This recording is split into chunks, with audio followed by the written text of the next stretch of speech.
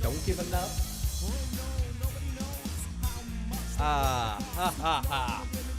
Good afternoon, everybody. Linda R., the Dwarf Burger, LMR. Great to see LMR in the live chat, too. Great to see all of you guys in the live chat today, or anyone that happens to pop in and out of here at any point in time.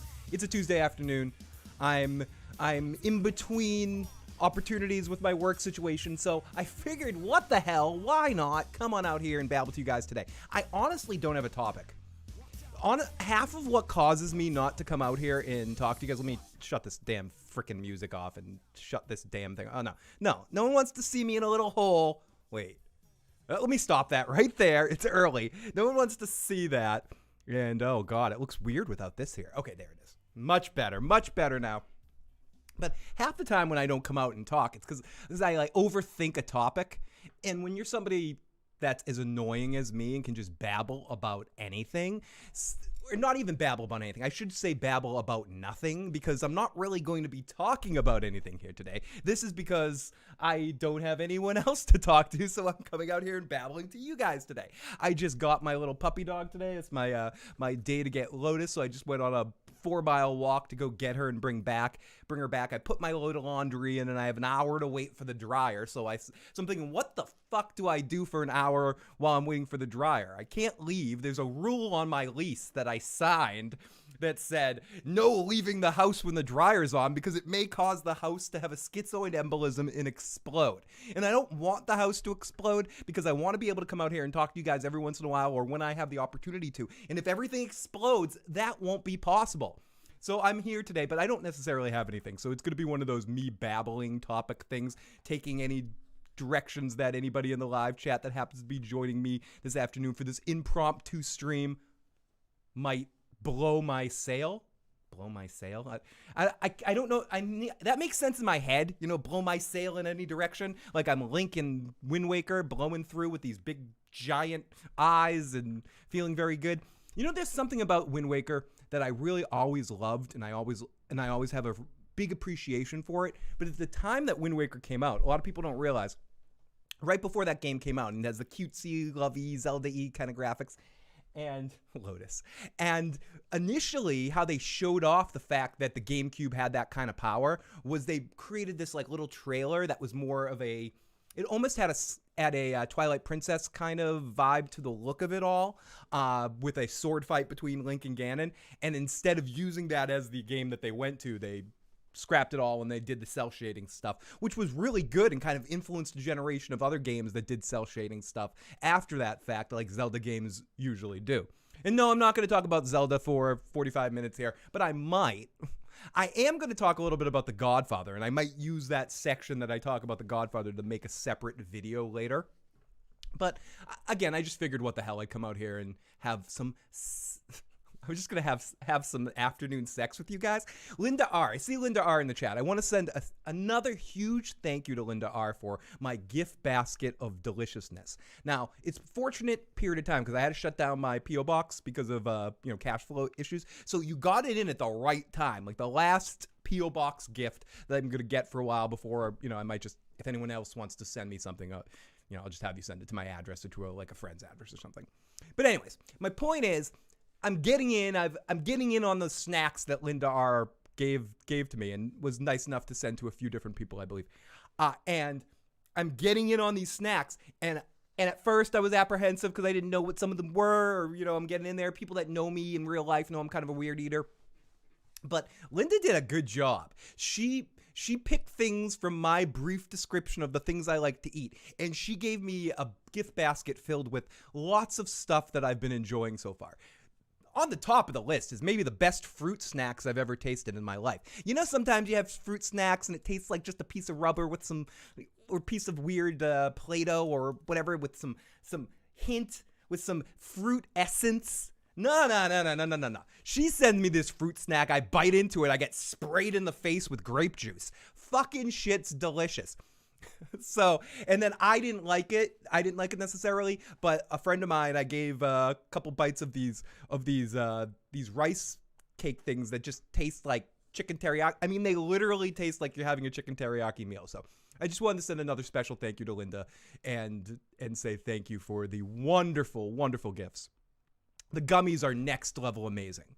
Yeah, I'm not a huge fan of peach, but even I like the peach ones because it was just like, it's like, yeah, I can suck a peach for hours. To quote Nicolas Cage from, what's that, Face Off? I can eat a peach for hours. And it's like it's supposed to be the creepiest thing any human ever said in their life. Hey, I can eat a peach for hours. It's like, shut the fuck up, Nick Cage. Fucker. But yeah, those gummies are fucking next level delicious. Like, I can't go back to, Mott's gummies after that. You screwed me up for life, Linda R. Now I'm never going to be able to eat a gummy again because I'm always going to be comparing them to the delicious goddamn grape gummies you gave me. Damn you. And damn your delicious gift basket. But seriously, thank you so much. The next thing I'm getting into is the potato chips there. I'm saving the pizza chips. I'm saving the chocolate-covered potato chips for a rainy, really stoned night because those look incredibly delicious. I know I'm going to like those, and I've often thought to myself, I've often pondered, Phil, ponder, yes, Phil, yes, one student. Now, I've often pondered, as I really love the salty sweet thing, I've gotten to a point in my life where I think I have a problem. I think I have a significant issue that needs to be dealt with, okay? Issue number one. Let's just do these afternoon issues here, quick 45-minute hour random rants of me babbling, as many days in a row as I can do. Let's see how many days I can do this. But seriously, I have a fucking problem with salty and sweet these days. Every time I eat something smalty? Is that a word? Oh, heck, Phil, I don't think it's a word. Thank you, Goofy. It's not a word. Every time I eat something goddamn salty, when I eat that salty thing, I need the sweet. I need it. I used to be able to individually eat salty things and individually eat sweet things. And I could enjoy each thing, individually amongst itself for as long as I need to enjoy it, taste it, bring it in my body. I don't know why I'm talking about bringing things in my body a lot today. I don't know, Phil. Shut up, Goofy. Anyways. So I'm going around in circles doing all that sort of stuff. So every time I get something salty within my chasm of my body, I'm sorry. I don't know where I'm going today. Every time I do that, I need to sandwich it with the other side. I wasn't always like that, but once I got into that, it's so addictive. It's such a sort of addictive balance. I know some people are salty people, some people are sweet people, some people kind of just can go either direction and enjoy each thing individually when it comes to your snacky food type stuff. In the middle of the night, you wake up, you're craving a snack. Some people are more specific. They crave a certain thing. Some people, sweets-wise or junk food-wise, they always crave sweets or they always crave salty. I used to be someone that would just always crave salty. I liked sweet things, but I drank so much Coke or I drank ginger ale or sort of balanced out my sweet in different places that I just never really thought about it.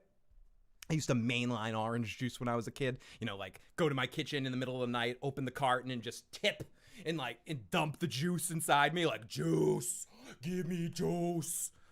That was me with orange juice when I was a kid. More juice. Hodor juice.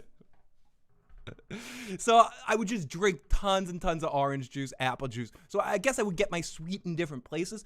But when it came to like snack foods and sitting down, I would be popcorn, chipsies, pretzel-y kind of stuff.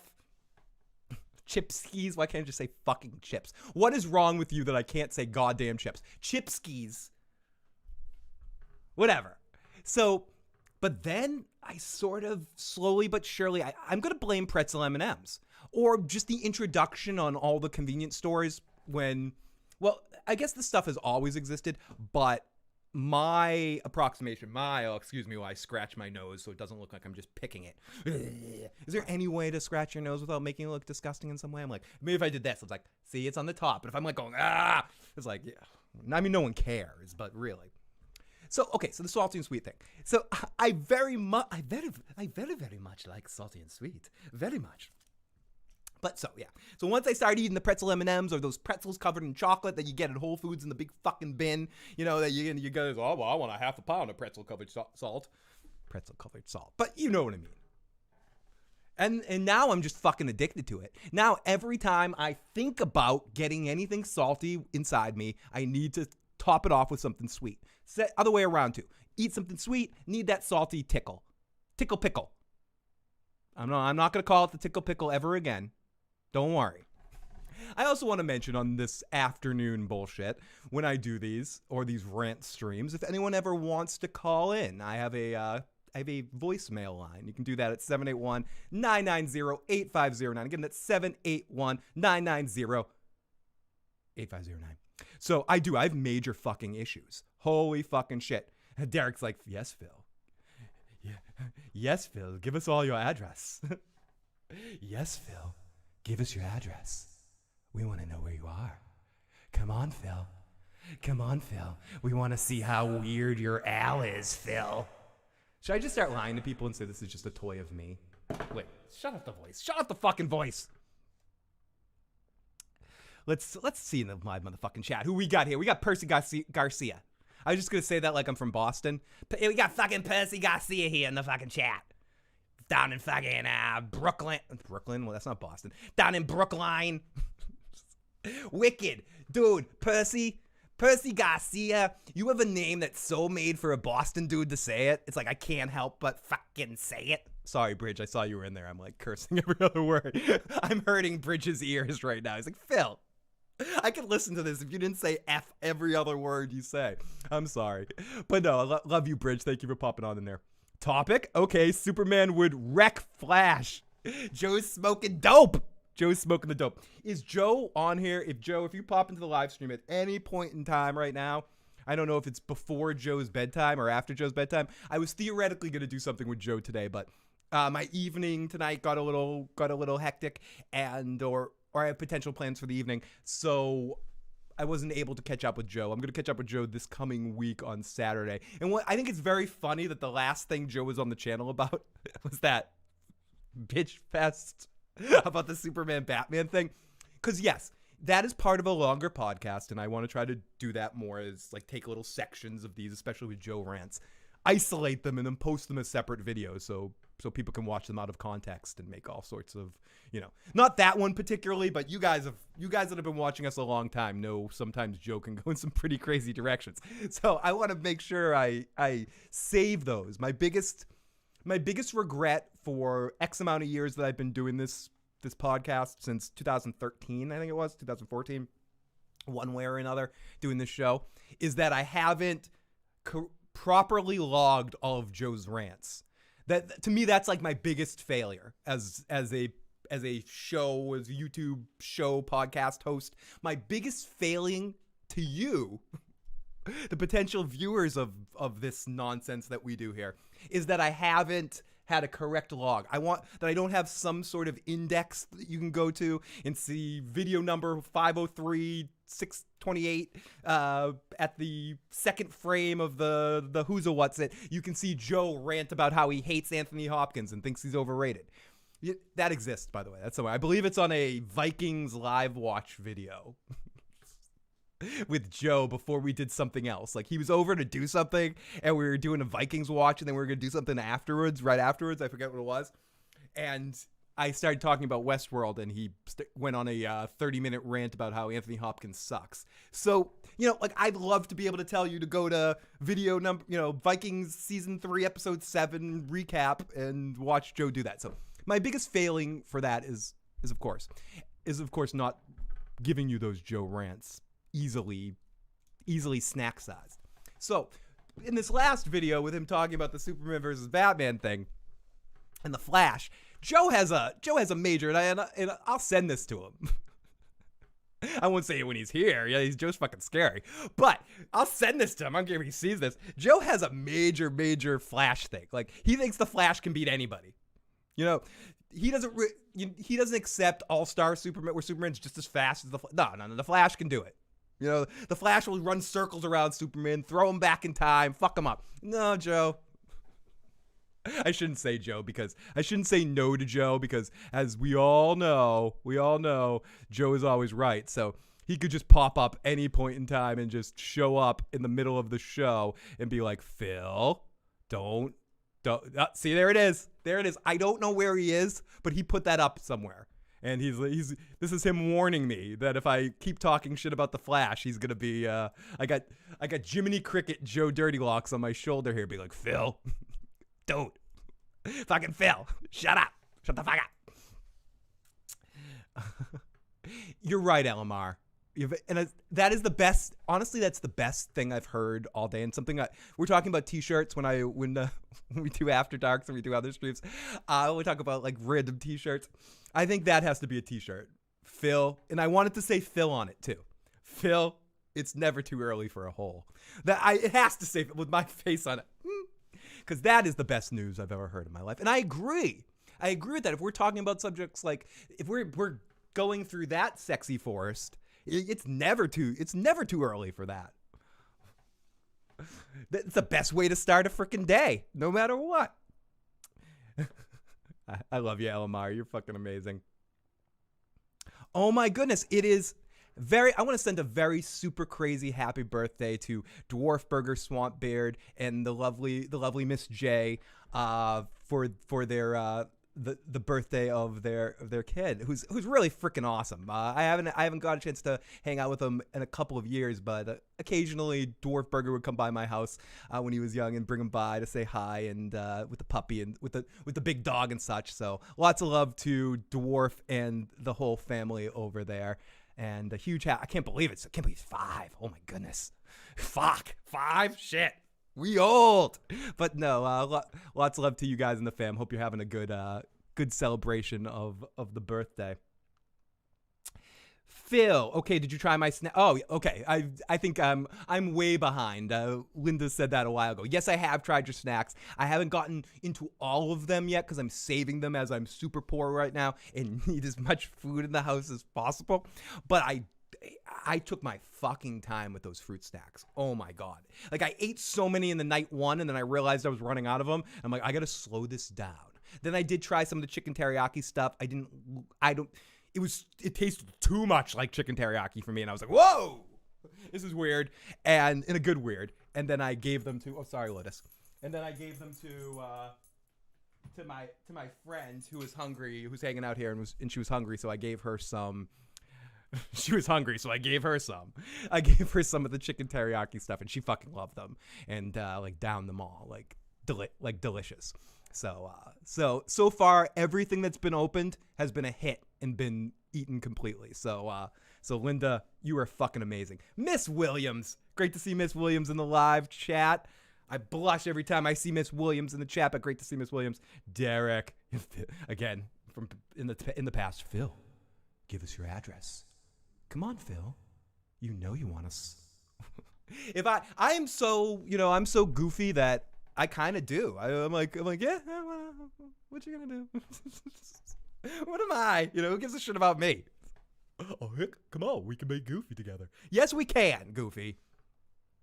Oh, but yeah, LMR, those gummies are fucking nasty good. God, bunnies. Phil does have issues. Payday Bar is both too. The chasm of my body, Bridge. I love you, Bridge. Great to see Bridge 4 in the live chat. And if you haven't already and you like, I was going to say like love. If you haven't already and you enjoy A Song of Ice and Fire stuff, Game of Thrones stuff, or just amazing fantasy discussions, Wheel of Time stuff coming up soon, make sure, if you haven't already, you subscribe to Bridge 4. One of the best people out there, good people, good energy, great friend. So yeah, if you haven't already, make sure you check out Bridge 4. And you can watch Bridge 4's videos safely at work, unlike me, where you must wear headphones. Bridge knows how to keep his fucking his F words to a minimum, okay?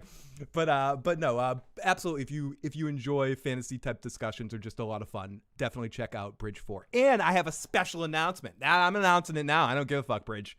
I'm accepting it. Bridge and I are going to be covering something very weird this year that might not be for everybody, but we're going to do it. We're going to do them on this channel. We might do one on Bridge's channel just to kind of alert some of his audience to see if they want to check it out. But we're going to be talking and analyzing this season of Survivor. We don't know exactly how we're going to do it. Post shows after the episodes on Wednesdays, pre-shows, once a week kind of thing. We're not exactly sure how it's going to manifest, but indirectly, without talking to each other, we both realized that we're Survivor fans, and I've been looking for more new shows to cover on this channel, which is something I wanted to talk about a little bit today too. Where, because of the way 2020 was, personally, both for me and then, everything going on in the world, there's a lot of shows and a lot of new shows have kind of been put on hold. So basically, the main thing we do here, and we've always done here on this channel, there's random discussions like this or stuff that we talk, a week after it's over. But Joe talked about this on the last stream that we did. The whole foundation of the bullshit that we do here is an episode of something airs, and then we immediately come here without a lot of time to think and just give our immediate reactions, and almost like a sports talk event show that we just react. A lot of the shows that we want to talk about, we did The Walking Dead this year as it came back and we had it live. The other couple of shows we probably would have done, I was still catching up on things like The Boys. I hadn't caught up on Invincible quite yet. Even something like the Marvel shows or something that we might have done week to week, or even the Mighty Ducks right now or something. All those kind of shows, I was just not on sort of my rhythm quite yet. I feel like I'm better on my rhythm right now. So the point is, 2021 is going to be a weird year. I don't know how many shows that I'm super crazy excited for are coming out right now, but in the next year, there's a lot of shows coming out in 2022. That's not to say we're not going to cover anything here, but getting back into sort of the normal swing, Better Call Saul, The Walking Dead, the final 2 seasons of that. Then we have The Boys coming back that I can't wait to talk about, the Lord of the Rings series, House of the Dragon, Wheel of Time series, Last of Us coming out in 2022 or 2023. Like a lot of shows that Joe and I both can't wait to kind of watch and come out and talk about. So within the next year, you might see a lot more of these kind of things or weird current events things. But eventually, we will definitely be getting back to talking about shows right after they air when it gets to be easier to do that, and some new shows that we're excited to talk about come out. Until then, we're going to fill things in with movie reviews and random type of shit. But another show I've been thinking about filling in the gap, as I've mentioned, I watched Survivor since the year 2000, since the first episode it came out. It's just one of those shows that has some sort of emotional significance to me, even though it's a ridiculous fucking reality show, game show kind of thing. I look at it more like I'm watching a sporting event and I'm analyzing the players, like I'm watching, or a big giant poker game mixed with a friggin' event sports kind of thing. And initially what I started talking about crap on this channel after it aired with the final season of Breaking Bad. 2013, I think it was. After the episodes of the final season aired, I came out here, talked about the show. I'm not afraid to admit that I blatantly stole this idea from Rob Has a Podcast, Rob Sesternino, who would do shows. Funny enough, he got the same idea at the same time. I did not steal what he did with post-show recaps. But when he would come out with Stephen Fishbeck after episodes of Survivor and talk about the episode, And I would watch that every week. I'd be like, oh my God, enthralled by it. And then I thought to myself, as Breaking Bad was starting, whoa, why can't I do the same thing for Breaking Bad? So I blatantly just copied him. So this will be full circle to a certain extent of being able to talk about Survivor after Survivor airs. I was thinking about doing it alone, and I've been mentioning to Bridge in passing about about Survivor. It just came up, which happens to be one of his 2 or 3 favorite shows, up there with Big Brother, Game of Thrones, and some other stuff. But Survivor is, I was like, maybe I'll make you do an episode or 2 with me. And then he's like, I love Survivor too. No, we're going to do all the episodes. So Bridge and I are going to figure that out. We'll figure out about the details of it as time goes on. But way in the future, and probably September, October, it's going to be in, we're going to do some sort of Survivor show. So if no one's ever watched Survivor, this might be a good first season to start. If you like hearing Bridge and I talk, maybe we'll give you some context to each situation, or and obviously give you an opportunity to call in, leave some thoughts. But yeah, so Bridge and I are gonna be talking some Survivor in September, October, when the show finally starts. The first thing we'll do is when we get a full cast list, we'll go through each cast member and give our initial feelings on them and who we think are going to be the winners. So it's something a little different. Might not be for everyone that comes and checks out the channel, but something a little different to add another show that we can talk about right afterwards that I know I watch and I know Bridge watches, so I sort of have a built-in co-host for it. So yeah, we're going to be doing that coming up soon. And yes, Chasm gives me some serious fucking images too. I haven't had the caramel puffs, but I'm very excited about the caramel puffs. They are high on the list with the potato chips, with the pizza chips, that I can't wait to get into that, because caramel puffs sounds like a delicious combination. Incredible, delicious combination. Hey, we got Forrest in the live chat, the lovely Forrest in the live chat. We also got Alan V. We got the wonderful Alan V in the live chat too. Great to see all of you.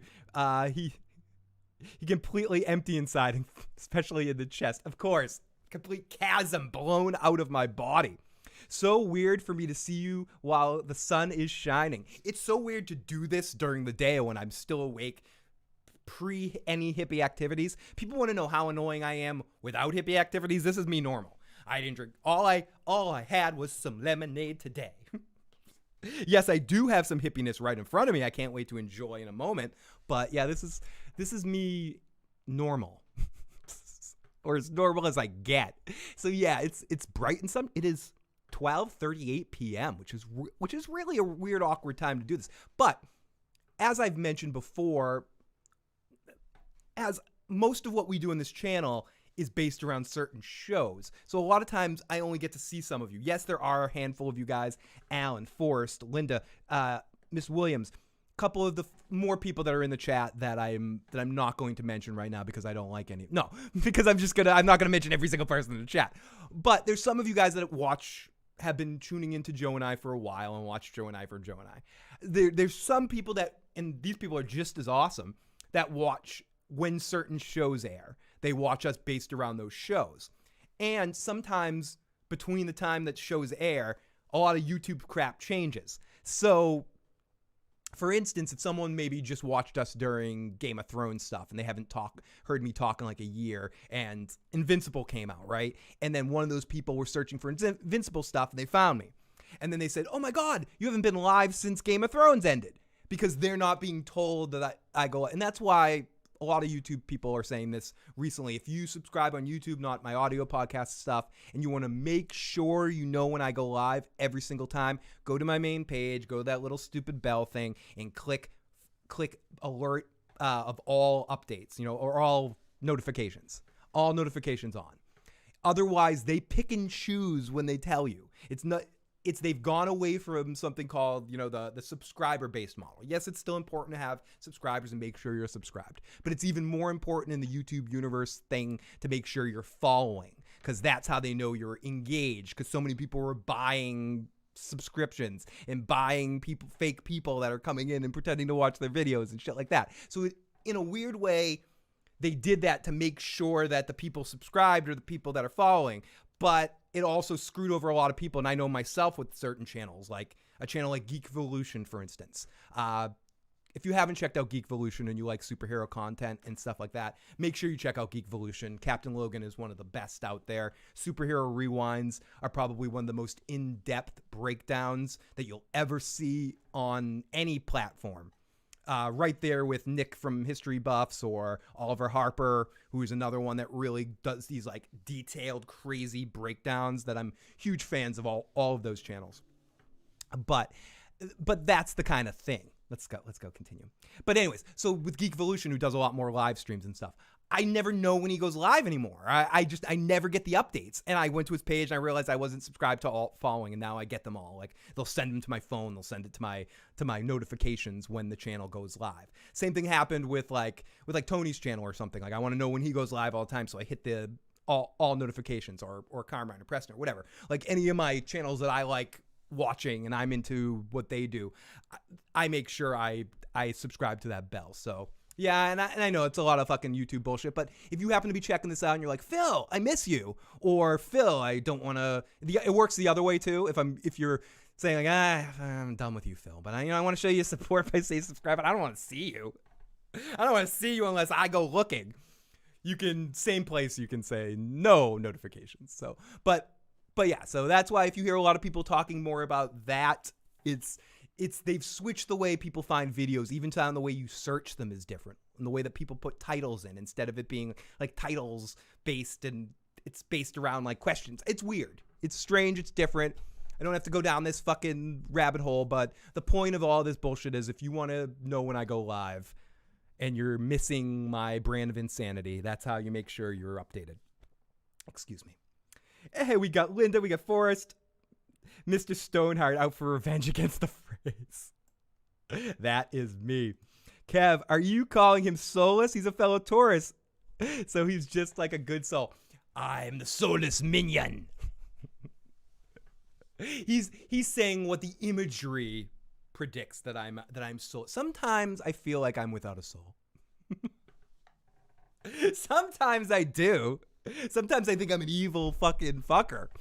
That it's all a simulation of what the real me is, you know? And the real me is just this person that's sitting there going, fuck everybody. I hate them. And I guess that's the thing about being a bull. It's like, I gotta say, calm, but don't show me red.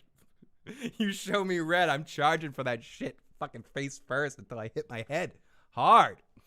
My birthday was good. It was quiet. I'd say I had more of sort of a birthday weekend. I'd say the highlight of the weekend was maybe getting to hang out with some of you guys out here in some random stream that I did or something. But my birthday was all right. It came out on a Monday, which is an odd day for a birthday, especially as things were going on. So I didn't really do much but go on some big long hikes with Lotus. It was good. I was able to keep Lotus a couple of extra days past my usual. The arrangement that we have is we switch her off pretty much every week. We meet up and we exchange the pup, and I was able to keep her for a couple of extra days for my birthday, so which was really nice. It was a little bit of a treat. So we went on some extra hikes, traveled a little bit to a few towns over to go on some like extra nature walk type stuff. So basically, I just spent some one-on-one time with my lady, my puppy dog, and that's it. And then the weekend before, got to spend some cool time. A friend of mine took me out to dinner one night, got me some snacks, fed me really well with some maybe some cupcakes. Got to get a little drunk on the Saturday night before with some friends. So yeah, it was a good time in general. I'm looking forward to one of my friends from California is coming in 2 weeks from now, and we're gonna go to the casino one night and maybe go to a ball game or something like that while he's here. And funny enough, another one of my friends is in town too the following weekend for his yearly cookout. So I'm gonna probably celebrate birthday-ish a month later kind of stuff with some of my friends who will actually be in town. But for the most part, it was really good. And you guys in the live chat and everyone, and I forgot to mention this, if you didn't see me post on social media type shit, my family got together and got me probably one of the best gifts I've gotten in a while. And it's been a tough year with everything, so it was like a good, weird surprise. You can see right behind me, I am a huge fan of Star Trek Deep Space Nine. all of the characters on Deep Space Nine. There's not one character I don't love. And my family got me one of those cameo things from Nana Visitor, Kira from Star Trek Deep Space Nine. And it was like 5.5 minutes of her talking. Basically, it started off with her going, Hi Phil, this is Nana Visitor, which that alone made my whole body go, Nana Visitor. Then she sang Happy Birthday to me. Let me see if I can bring this up. I ended up sending it to a fellow Star Trek fan. I sent it to Quinn. I was like, Quinn, random message. I sent it at like 2 a.m. I'm like, Quinn, you gotta see this. Birthday to you. Happy birthday, dear Phil. Happy birthday to you. I hope you have a wonderful day. Oh, Kara. Kara sang me happy birthday. It's like the intendant. And he just responded back, fuck you. I think in a very loving way, that was Quinn's response back. Fuck you, Phil. I'm so jealous.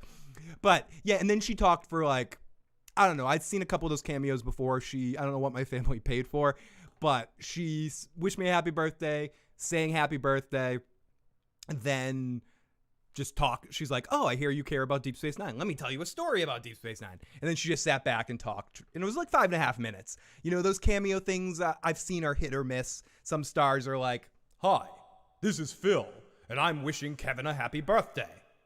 Kevin, I love you. And then it's done. You know, something like that.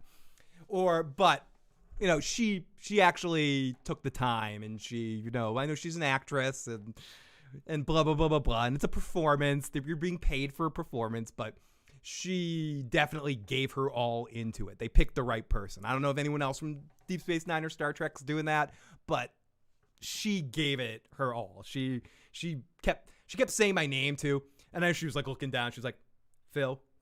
But still, she said my name a lot. She sang me happy birthday. She's one of my early television show crushes. Yes, I was always a Jadzia guy, but you know, I also thought Kara was amazing. So yeah, you know, and if it was Armin Shimmerman or Andrew Robinson, Garrick or Quark, I don't think I would have been able to finish it. So I think I probably would have had my heart explode in my belly. But so, Phil, your heart's not in your belly. I know, you dumb shit. That's not what I meant. Fucking assholes. But fucking voices in my head are assholes. But yes, so all in all, Joan, it was very awesome. Thank you so much for the extra birthday wish here, Joan.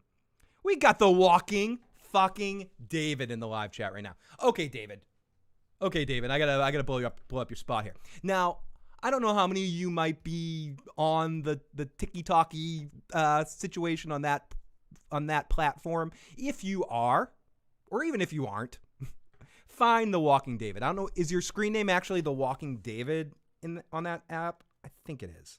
I'm not even sure how to share shit like that, but David is kicking some serious ass on TikTok with his Rick Grimes stuff. I mean, he's doing a lot of different stuff, but the stuff that blows him up the most is his Rick impressions, which he's been doing for us for a long time here on the channel. We're lucky to have him. Speaking of cameos, if you ever need any fun cameo stuff from Walking David, he's out there doing it too. You can check out all of his information to find that out. But David's amazing. He'll be on here very soon to do something, and we'll help, and he'll promote his stuff himself. But I do want to give Dave a lot. Dave. I don't think I've ever called David. I don't think I've ever called David Dave, but I just did. Listen, Dave. Listen, buddy.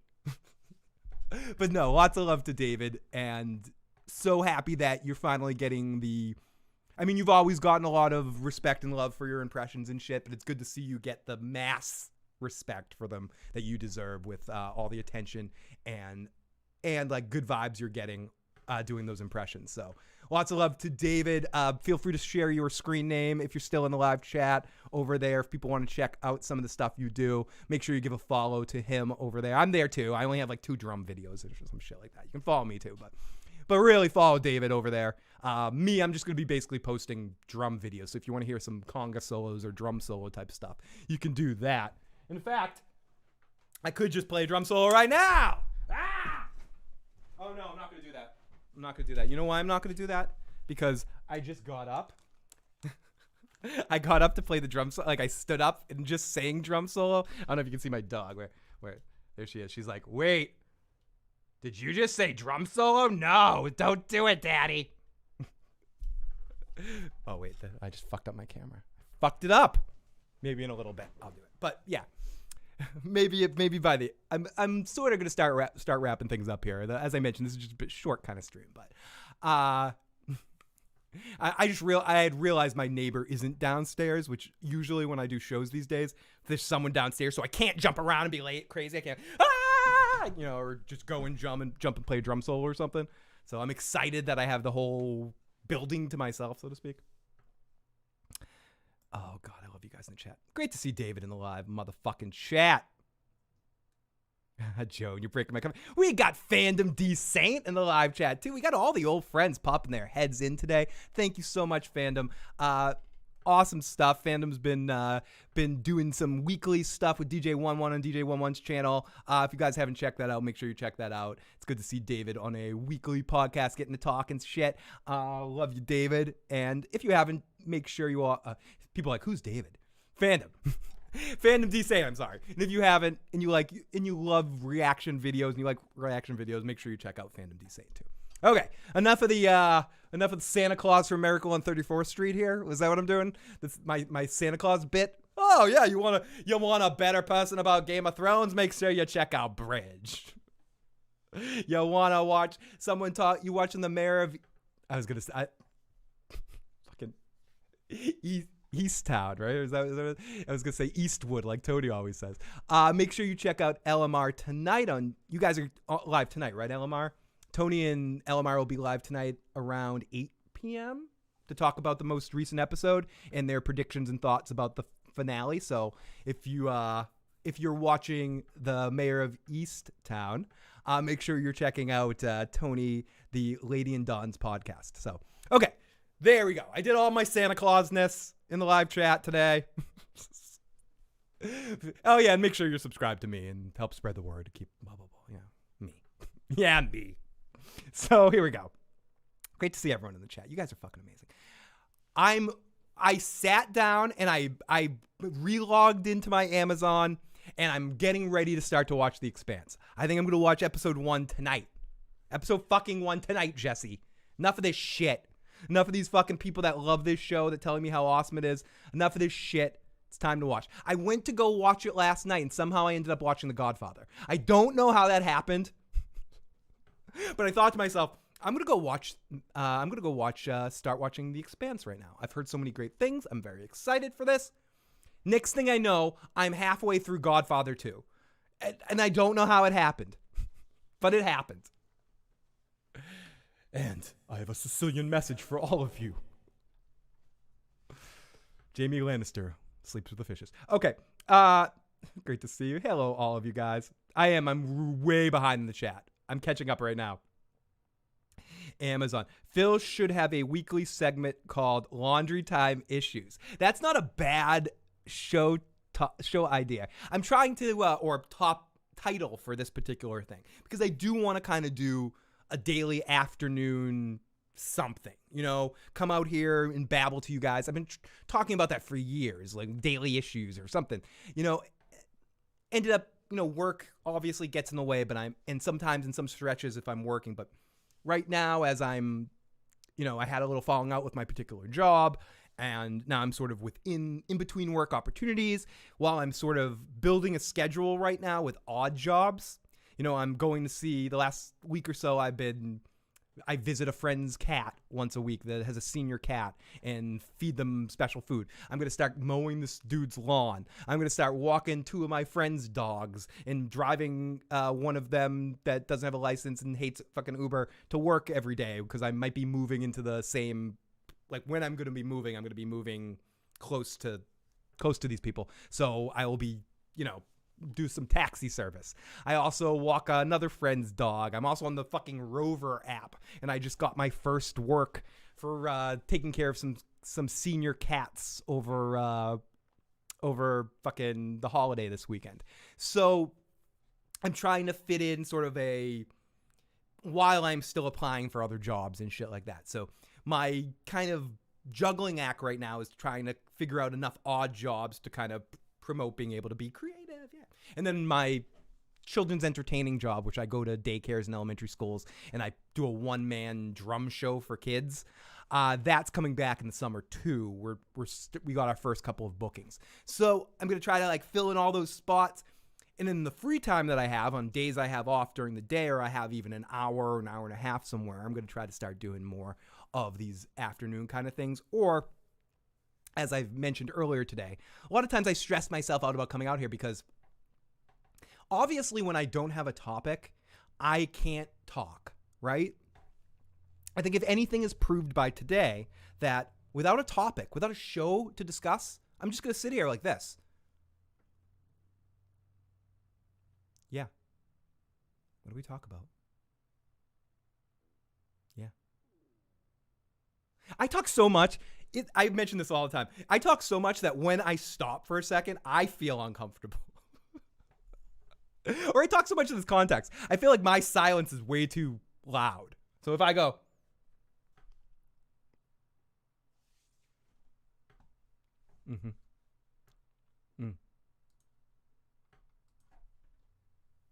Lords and ladies, I am Tyrion, son of Tywin of Clan Lannister. I'm going to die. May as well be with a song in my heart. Imp! Dwarf. You should have stopped at imp. Drinking and lust. No man can match me in these things. I'm a monster. Drinking and lust. That's what I do. I drink and I know things. Lord of Light wants his enemies burnt. There you have it. The Drowned God wants them drowned. Nothing to worry about. Why are all the gods such vicious cunts? Where's the god of tits and wine? I drink. I'm a vile man. I drink. I confess it. I drink. I'm a vile man. And I know things. I'm a great fighter, too. I have lied and cheated, gambled and whored. That's what I do. I am the god of tits and wine. What about the dwarf? Worthless. Chop up his cock. Let's discuss this. The dwarf's cock has magic powers. Wait! We find a cock merchant. We'll sell it for a fortune. You can't just hand a dried cock to a merchant and expect him to pay for it. He has to know it came from a dwarf. And how could he know? It will be a dwarf-sized cock. Guess again. What do you want? Gold? Women? I'm here to help. Gold in women? Don't eat the help. Tits and wine. Stick with me and you'll have them all. We find a cock merchant. Milked my heel into a pot of turtle stew. I flogged the one-eyed snake. I'm a monster. I skinned my sausage. As well as a dwarf. I made the bald man cry. Imp! I drink. Imp! I drink. Imp! And I know things. Shagger likes action. I made the bald man cry. Into the turtle stew. Long, sullen silences and an occasional punch in the face. The Mormont way. I am the god of tits and wine. I drink, nice touch, and I know things. Next time I have an idea like that, punch me in the face. The Mormont way. Thank you to Pete's Live Music for that audio clip right there, using one of my old band songs cut with some Tyrion quotes. Okay, so yes, Bridge announcement. Fuck it. I figured it came up organically. Yep, Bridge and I are talking Survivor. Look forward to it. Linda R. Cover Supernatural, damn it. Last Kingdom, damn it. I'm watching Arrested Development these days. I love it, especially the first 3 seasons of Arrested Development is so good. Those original run. I don't dislike the Netflix stuff as much as some people do, but I do agree that it changed as a show when it went into Netflix. Especially certain characters changed or certain characters became a little less funny, but still certain ones were still amazing, and I loved the show all the way through until the end. I was a big fan, and I'm continuously a big fan of. It's probably one of my favorite comedies of that era, and I think it was a little bit before its time, too. I think of Arrested Development, yes, it influenced other shows, but if it had come out closer to the time when The Office came out, or after a world where The Office existed or was popular, I think it could have done more. I think the fact that it was one of the first shows like that hurt it, and that it wasn't like the 3-camera normal sitcom kind of setup, and that it was just different. And I think that definitely hurt the show and made people not sure what to do with it or how to advertise it, really. Fox was a little bit lost. And I think in a post-community world, in a post-Parks and Rec, Office, 30 Rock kind of world, that NBC sort of changed the apple cart of it all, of what sitcom television was. I think Arrested Development fits much more. You watch it in retrospect, you're like, oh, God, it's like, for me, it's the best of all those shows. You know, I'm watching Community for the first time right now. Community's pretty fucking good. But, like, of all those shows, I still would say that for me, Arrested Development at its best is the best. So, of the non-3-camera sitcom kind of shows. So, it's a shame that it didn't get the love it deserved at the time it was came out, but sometimes that happens with TV shows. They don't quite catch on in the way that they need to catch on to establish themselves as an entity of television through. But Arrested Development kept coming back here and there, and it'll periodically pop its head up. And I know we'll never see it in its truest form again now with the unfortunate passing of Jessica Walters. Is that her real name? Lucille. And yeah, it's I'm glad that we got them to get back together, even though the storylines weren't as tight as they should be. But I still enjoyed seeing all those characters come back together for those times. I'm glad that happened. You know, similar with Futurama. Like, the early seasons of Futurama, it's tough to beat compared to the later stuff, but it's still good that they came back and did those movies and then came back with the series again. Even though it wasn't quite as good as it was in the first run, in my mind. Same with Family Guy. I feel like Family Guy was better in that first run than it ever was when it came back. Some shows never quite can get the rhythm that they got before. It's rare when a show does that, when it can come back and kind of continuously be as good as the show was every time it comes back. Curb's like that in a sense. I think Larry David's humor works in a way that he can take a break. He can take a fucking 5-year break from Curb and then come back and kill it, you know? And again, comedy is very subjective. I could be talking about all shows you guys hate. You're like, don't talk about comedy. You don't know what's funny. You can't tell me what's funny, asshole. But yes, The Last Kingdom, I cannot wait. Arrested Development is awesome. Oh, he heard it? Oh, awesome. Thank you so much. I'm glad he heard the birthday wish. Have a great time at the zoo with you and the fam, and one more big, huge happy birthday to my little buddy. So, happy birthday, Dwark. And I know you guys are I'm in the past in the live chat, you know. I haven't kept up with the chat. I had too much of a big rant at the beginning, and I've still yet to catch up on the chat. But have a great day at the zoo. Hope you guys have a great time. You going to the Stone Zoo? I did a birthday party once at the Stone Zoo. It was really fun performing drums around all the animals, and I got to hang out with some. It was a really good time. Anyways, sorry. Blah blah blah. We don't need to watch The Last of Us show. I do. Joe doesn't. Joe needs to watch it because we need Joe to complain if it's not as good as the game in any way. I want to see Joe go crazy because of how important the storyline of The Last of Us is to him. I think if you ask Joe to a man, like, what is his favorite property of, like, what property does he have the most allegiance to right now? It'd probably be The Last of Us. He really loved those games, and he's very much excited for the series. So Joe rants in the future, very much strong if HBO bumbles this shit. That's all I'm saying. I couldn't even finish the voicemail thing on Instagram where he mentioned it. I freaked out and sent one back. Yes, exactly.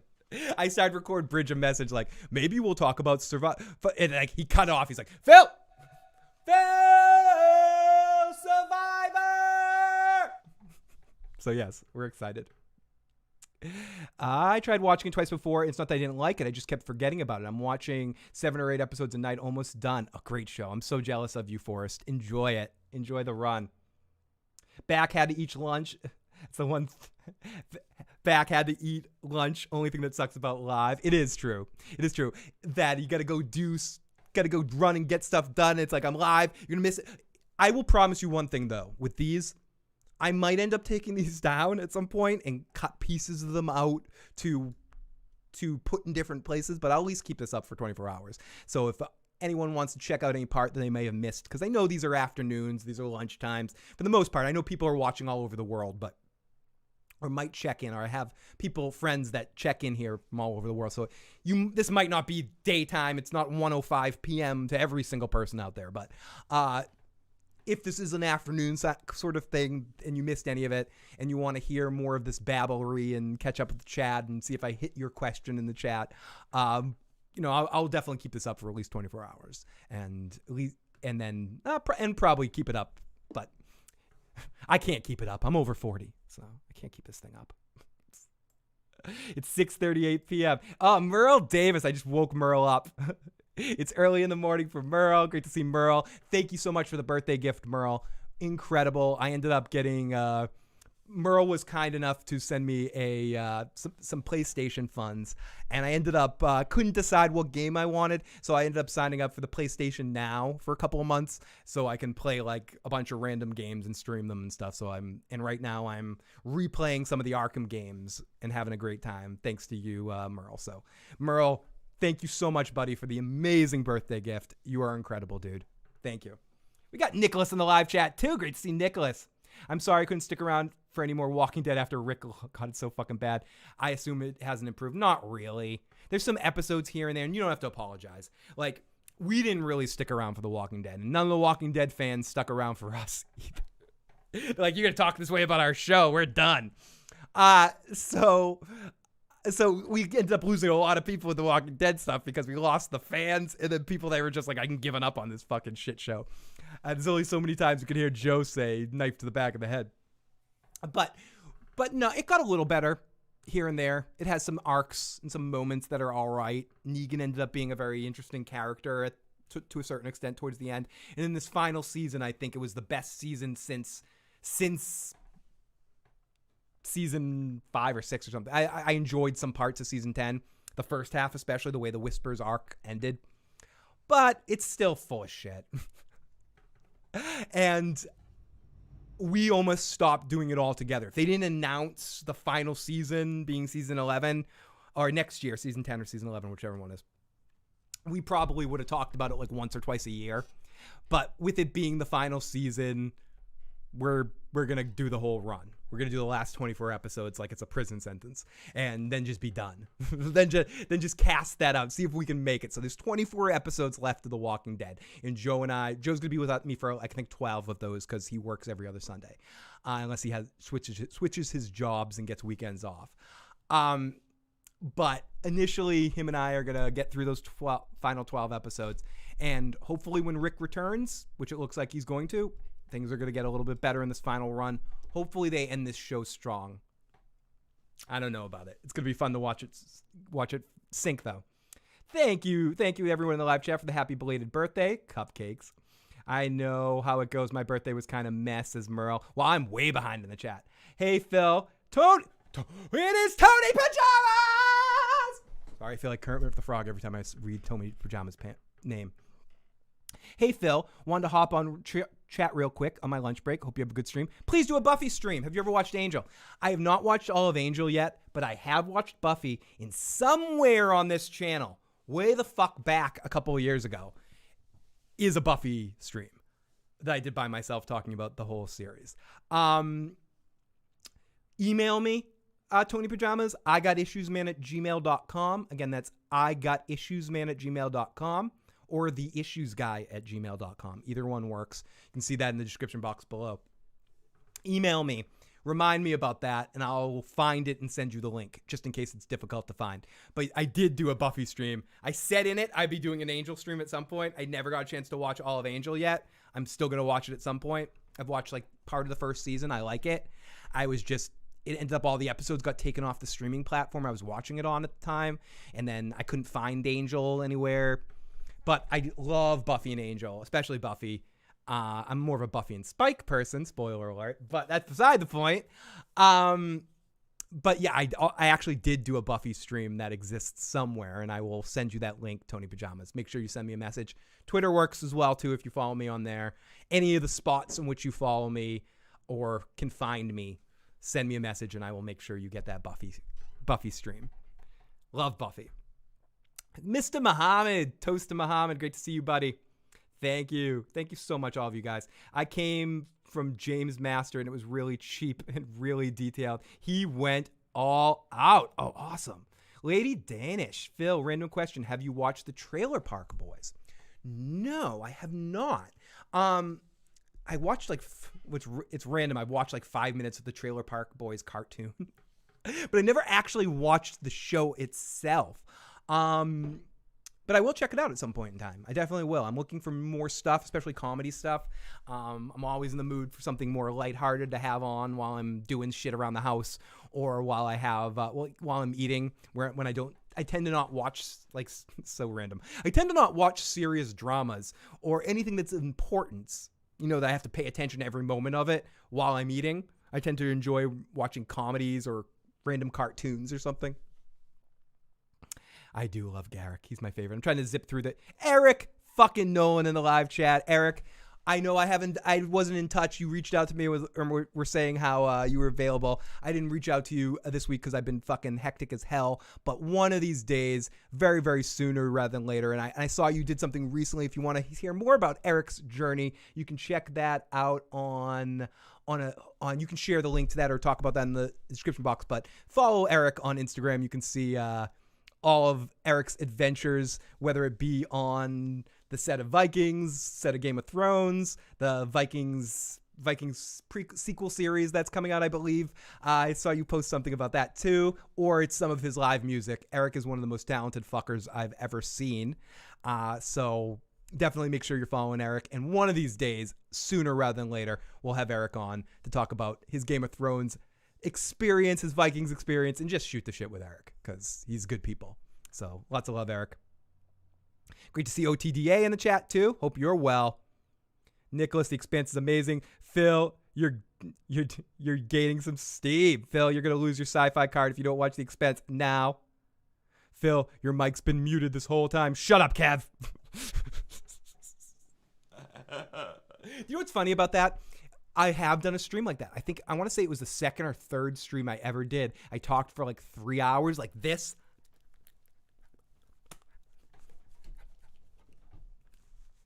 It was pre-live chat, I believe. Like the live chat was a thing, but I couldn't really access it. So no one was there to tell me. And then I watched back the video afterwards and I talked for like 2.5 hours, almost 3 hours. And all of it wasn't recorded. Oh my God, it was fucking horrible. And I talked about that before too. I mentioned this when I visited other people's streams. I think I visited Gray once and we had a big talk about Ned Stark for like a 2-hour conversation about Ned Stark that YouTube deleted the whole thing and it just didn't happen.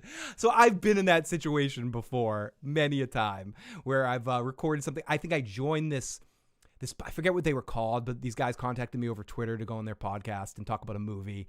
And like we watched the movie and we analyzed the movie and talked about it all. And they contacted me the next week. They're like, we're not sure what happened, but the recording's gone. Like, fuck.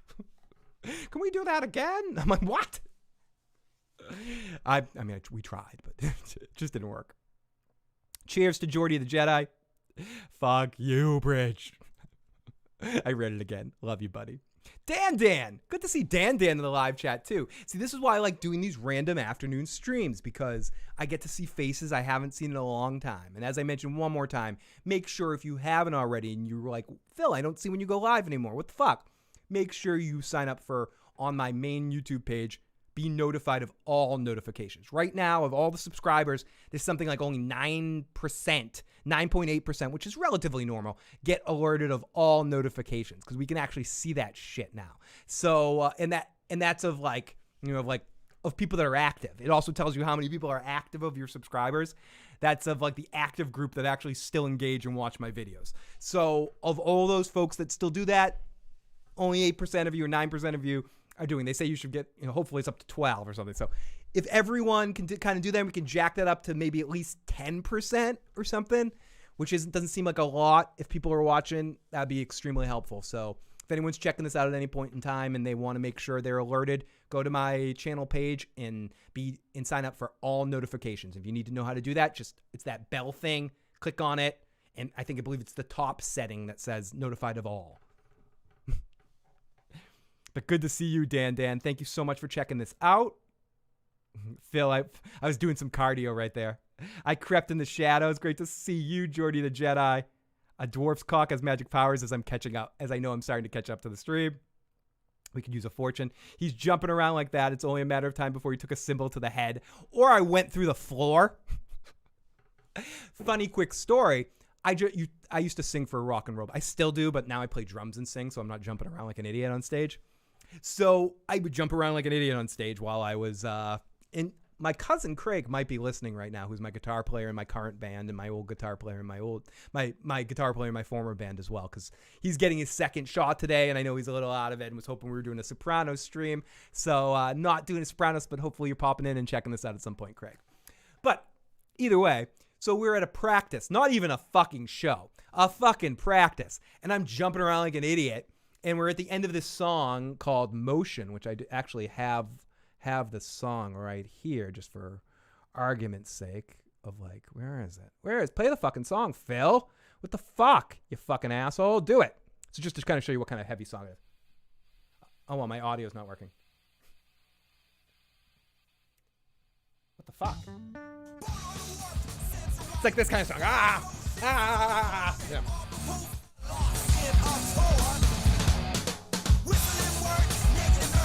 So I'm like jumping around like an idiot, and I jumped up and threw my head down right as my guitar player's, the end of his guitar went up. And at the time he was playing a Jackson guitar. I don't know if any guitar players out there that know the difference. The Jackson has the pointy edge on the end of it, not a flat edge. So it just cracked me right in my head, started squirting blood everywhere. My band, all of us fucking smoked up as hell, had to go to the emergency room in the hospital. To which I had to explain I got hit in the head with a guitar. Or, wait a minute, your guitar player hit you in the head? No, I hit myself in the head. And then once, there's a lot more to that story, and then one other time I was performing at this place called the Living Room in Rhode Island. Is it Rhode Island? Or is it Connecticut? I think it's Rhode Island. Either Rhode Island or Connecticut. I'm fucking this up right here. But anyways, this place, the Living Room, that I've always wanted to play. We ended up playing there. Place I had gone there to see a bunch of national acts. The place was packed. When my band played there, we didn't know anyone in the area, and it was just fucking empty. You know, I think Joe Dirty Locks was there, and my friend Nick were there playing pool at the back of the bar. Otherwise, it was just a big empty bar with a bunch of like random people. You know, like really people that weren't there to see rock and roll music. They were just like, "This is our drinking night. Why are these people here?" And we played. And I'm jumping around stage trying to put on a great show. And I like threw my head like that. I was doing that thing. And I chipped my fucking tooth on the microphone. Like half my tooth just went flying out. And then forever, and I still do, like if you look at it closely, I have this like discoloration on one of my teeth because it's like a fake. And every few years that falls off and I have to go get a new one. So yeah, to answer to your point, that's happened a lot, OTDA. I hurt myself a lot, a great deal. Not to mention this is an old house. Old apartment. I literally probably could almost fall through the floor. Nah, Family Guy always kind of sucks. Jesse!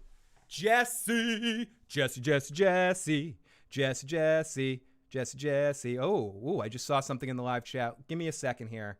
Mr. Teflon.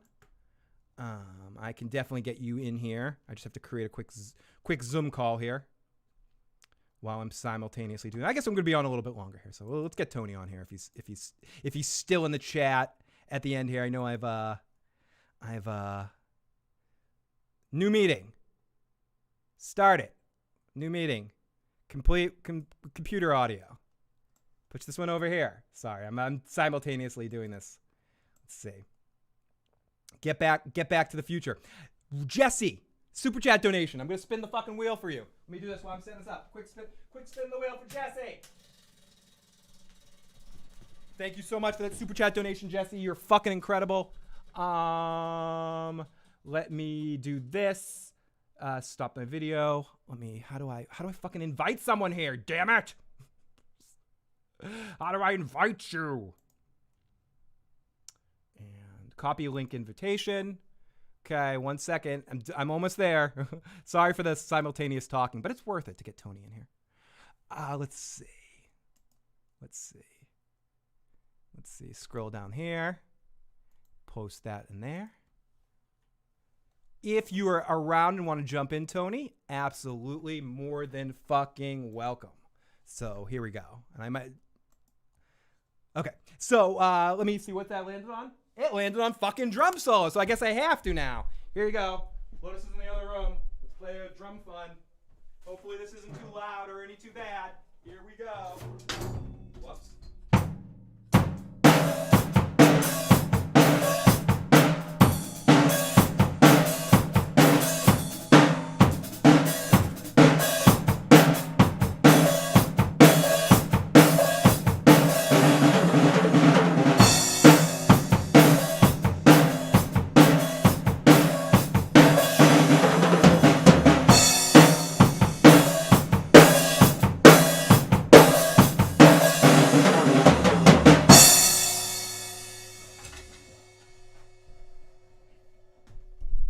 Oh, I apologize if that was way too loud. I honestly have no clue if it was like loud enough or too loud.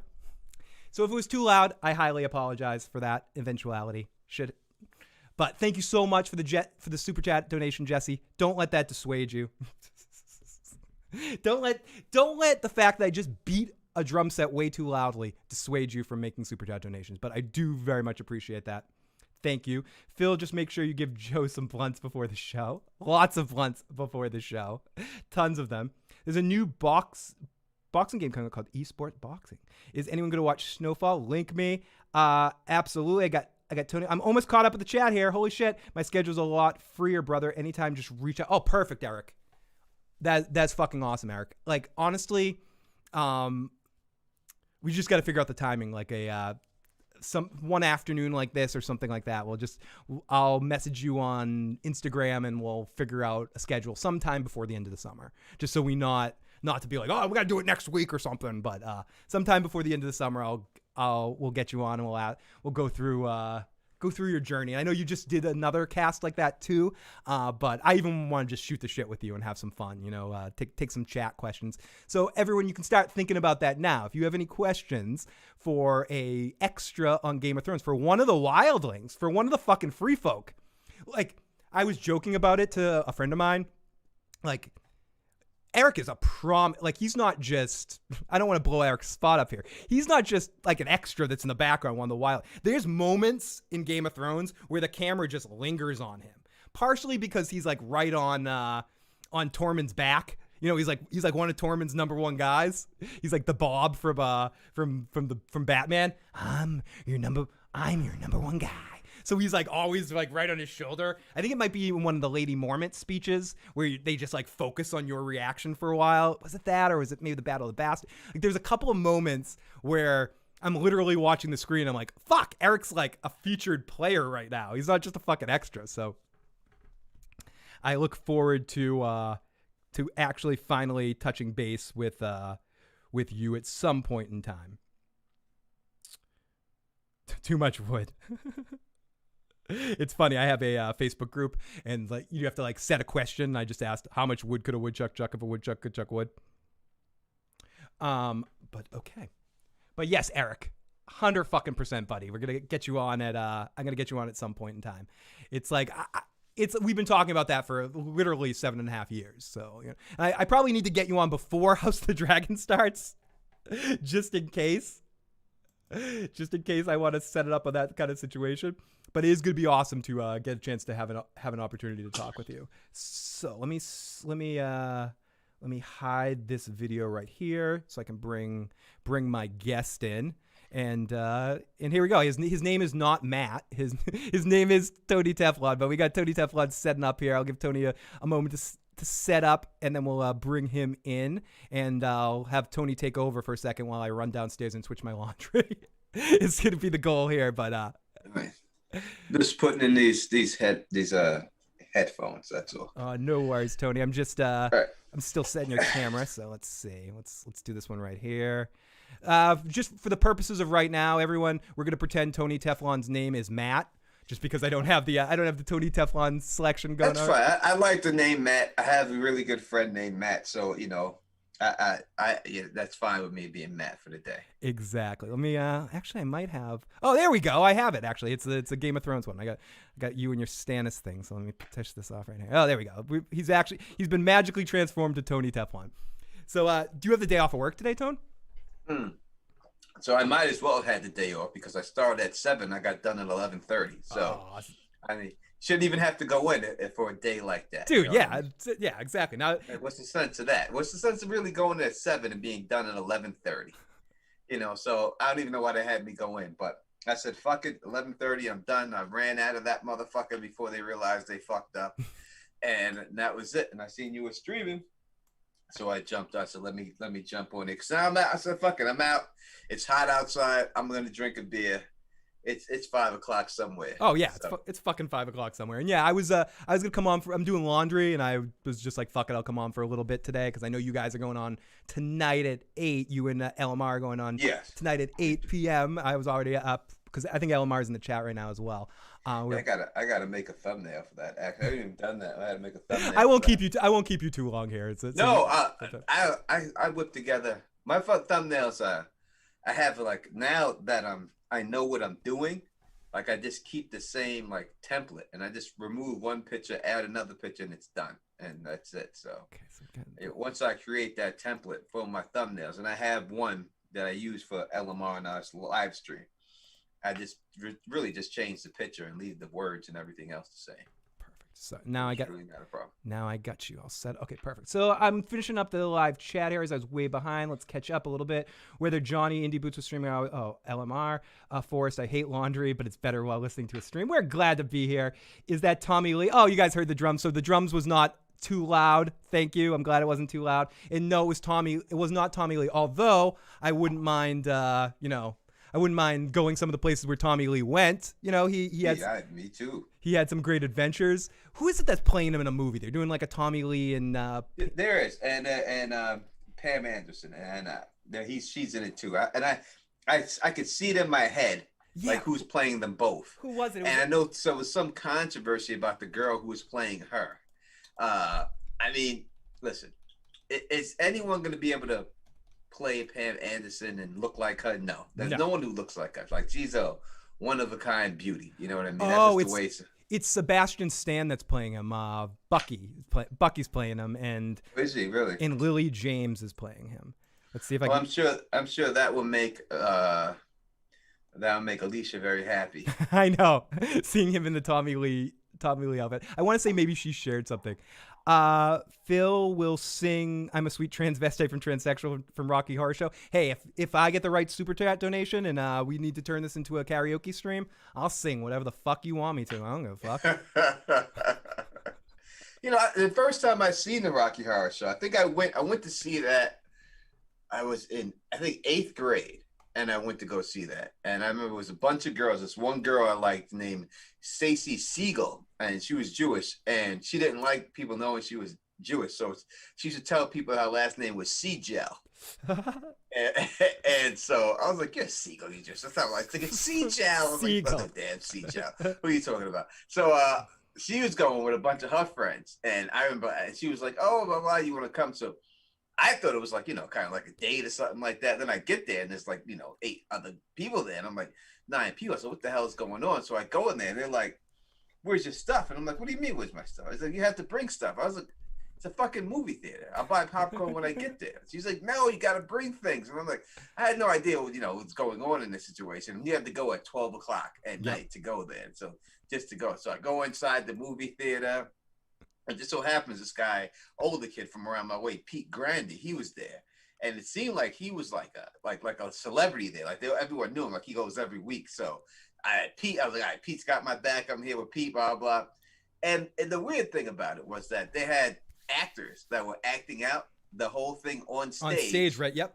Yeah, while the movie was playing behind them, and that's what I found weird. Then obviously the shenanigans that go on and stuff like that. But I just remember that the person, the one part where the guy's supposed to like rub on the girl's breast, and the guy actor would only rub on the girl's arms on the side, and then the whole crowd just started booing and throwing potatoes at him and everything else. And all he was trying to be was respect. Did you dress up or anything? Did they get you dressed up? I was in regular clothes. Everyone else was in like rain suits. Did they bring you up to the front and call you a virgin and do all of that stuff? And... No, they didn't do anything like that to me. I just stayed. I was trying to play low key, but I was saying because I had Pete Grandi was there, who was like seemed like he was there every week because everyone knew him. No one really fucked with me because they're like, oh, it's Pete's boy. That's Pete's boy. He ain't gonna say nothing to me, so no one really said anything to me about it. But everyone in there was drunk and high and everything else, and it was a good time. If anyone's saying anything to me in the chat, I can't see the chat at all, so I have no idea. So people did say hi, so hi back to you. Or whatever. People are saying hi, and Forrest said hi to you, and a couple people are saying LMR as well. Richie says Phil next sing Sweet Transvestite. Let me scroll back down. We really should do a President's movie, so Home Alone 2 and Bedtime for Bonzo. Home Alone 2, as horrible as Home Alone 3 is, I like some parts of Home Alone 2. I like Tim Curry especially. I think Tim Curry kills that movie. But for the most part, it's kind of a bullshit remake of the first one. It is. And I can't blame them trying to go for the money in it. But Home Alone is kind of like My Cousin Vinny. When you have a lightning in the bottle with the same actors with the script. But funny enough, they both have Joe Pesci too. Yeah, but when it just works, it works, and you can't get that again. And no matter how hard you try, you can't. It's not like let's say a Star Wars movie or Indiana Jones movie, where you can have going after a different artifact, and you can have different gadgets like Temple of Doom. You can have all these different type of special effects. You can't really pull that off in a movie like that. No. So that's why it's hard for those movies to actually be able to be done over. And Tony, that's part of the reason why I think we run into a lot of problems with I don't want to be the typical person in the sense to say all remakes fucking suck. Like anytime they try to remake a movie or do because no, that's not true. The original Scarface is a remake of an original movie. Cape Fear, another movie that we grew up with. Like when you reach a certain point, it's like you didn't make a remake, it's fine. But to your point, there's some movies, there's some film franchises, things like that are so about the place and time, the actor that was the star in it that made the movie. A movie like Total Recall, for instance. Total Recall was all about Arnold's bad acting. If you don't have Arnold, get the fuck off Mars and blah, blah, blah. Like all that sort of shit all plays into the movie. You have Colin Farrell, I think it was, doing that remake. It wasn't a poorly made remake. It was actually good, like by the numbers. Like, they didn't try to do something different with it. They went one for one. It was, I just mean like the structure of the movie, but it was a piece of shit because Arnold wasn't there. Like certain movies are lightning in the bottle movies, and they can never replicate that, even if they have the same actors. I know it has fans out there, but Ghostbusters 2 does not have the same magic of Ghostbusters 1 because it was just lightning in a bottle at that time. And it was a time when it came out. It's just like Dirty Dancing. They tried to make it over. Oh, Dirty Dancing, Havana Nights. Yeah. Like, listen, no one cares about a Havana Night. It wasn't about Dirty Dancing. The movie wasn't about a Havana Night.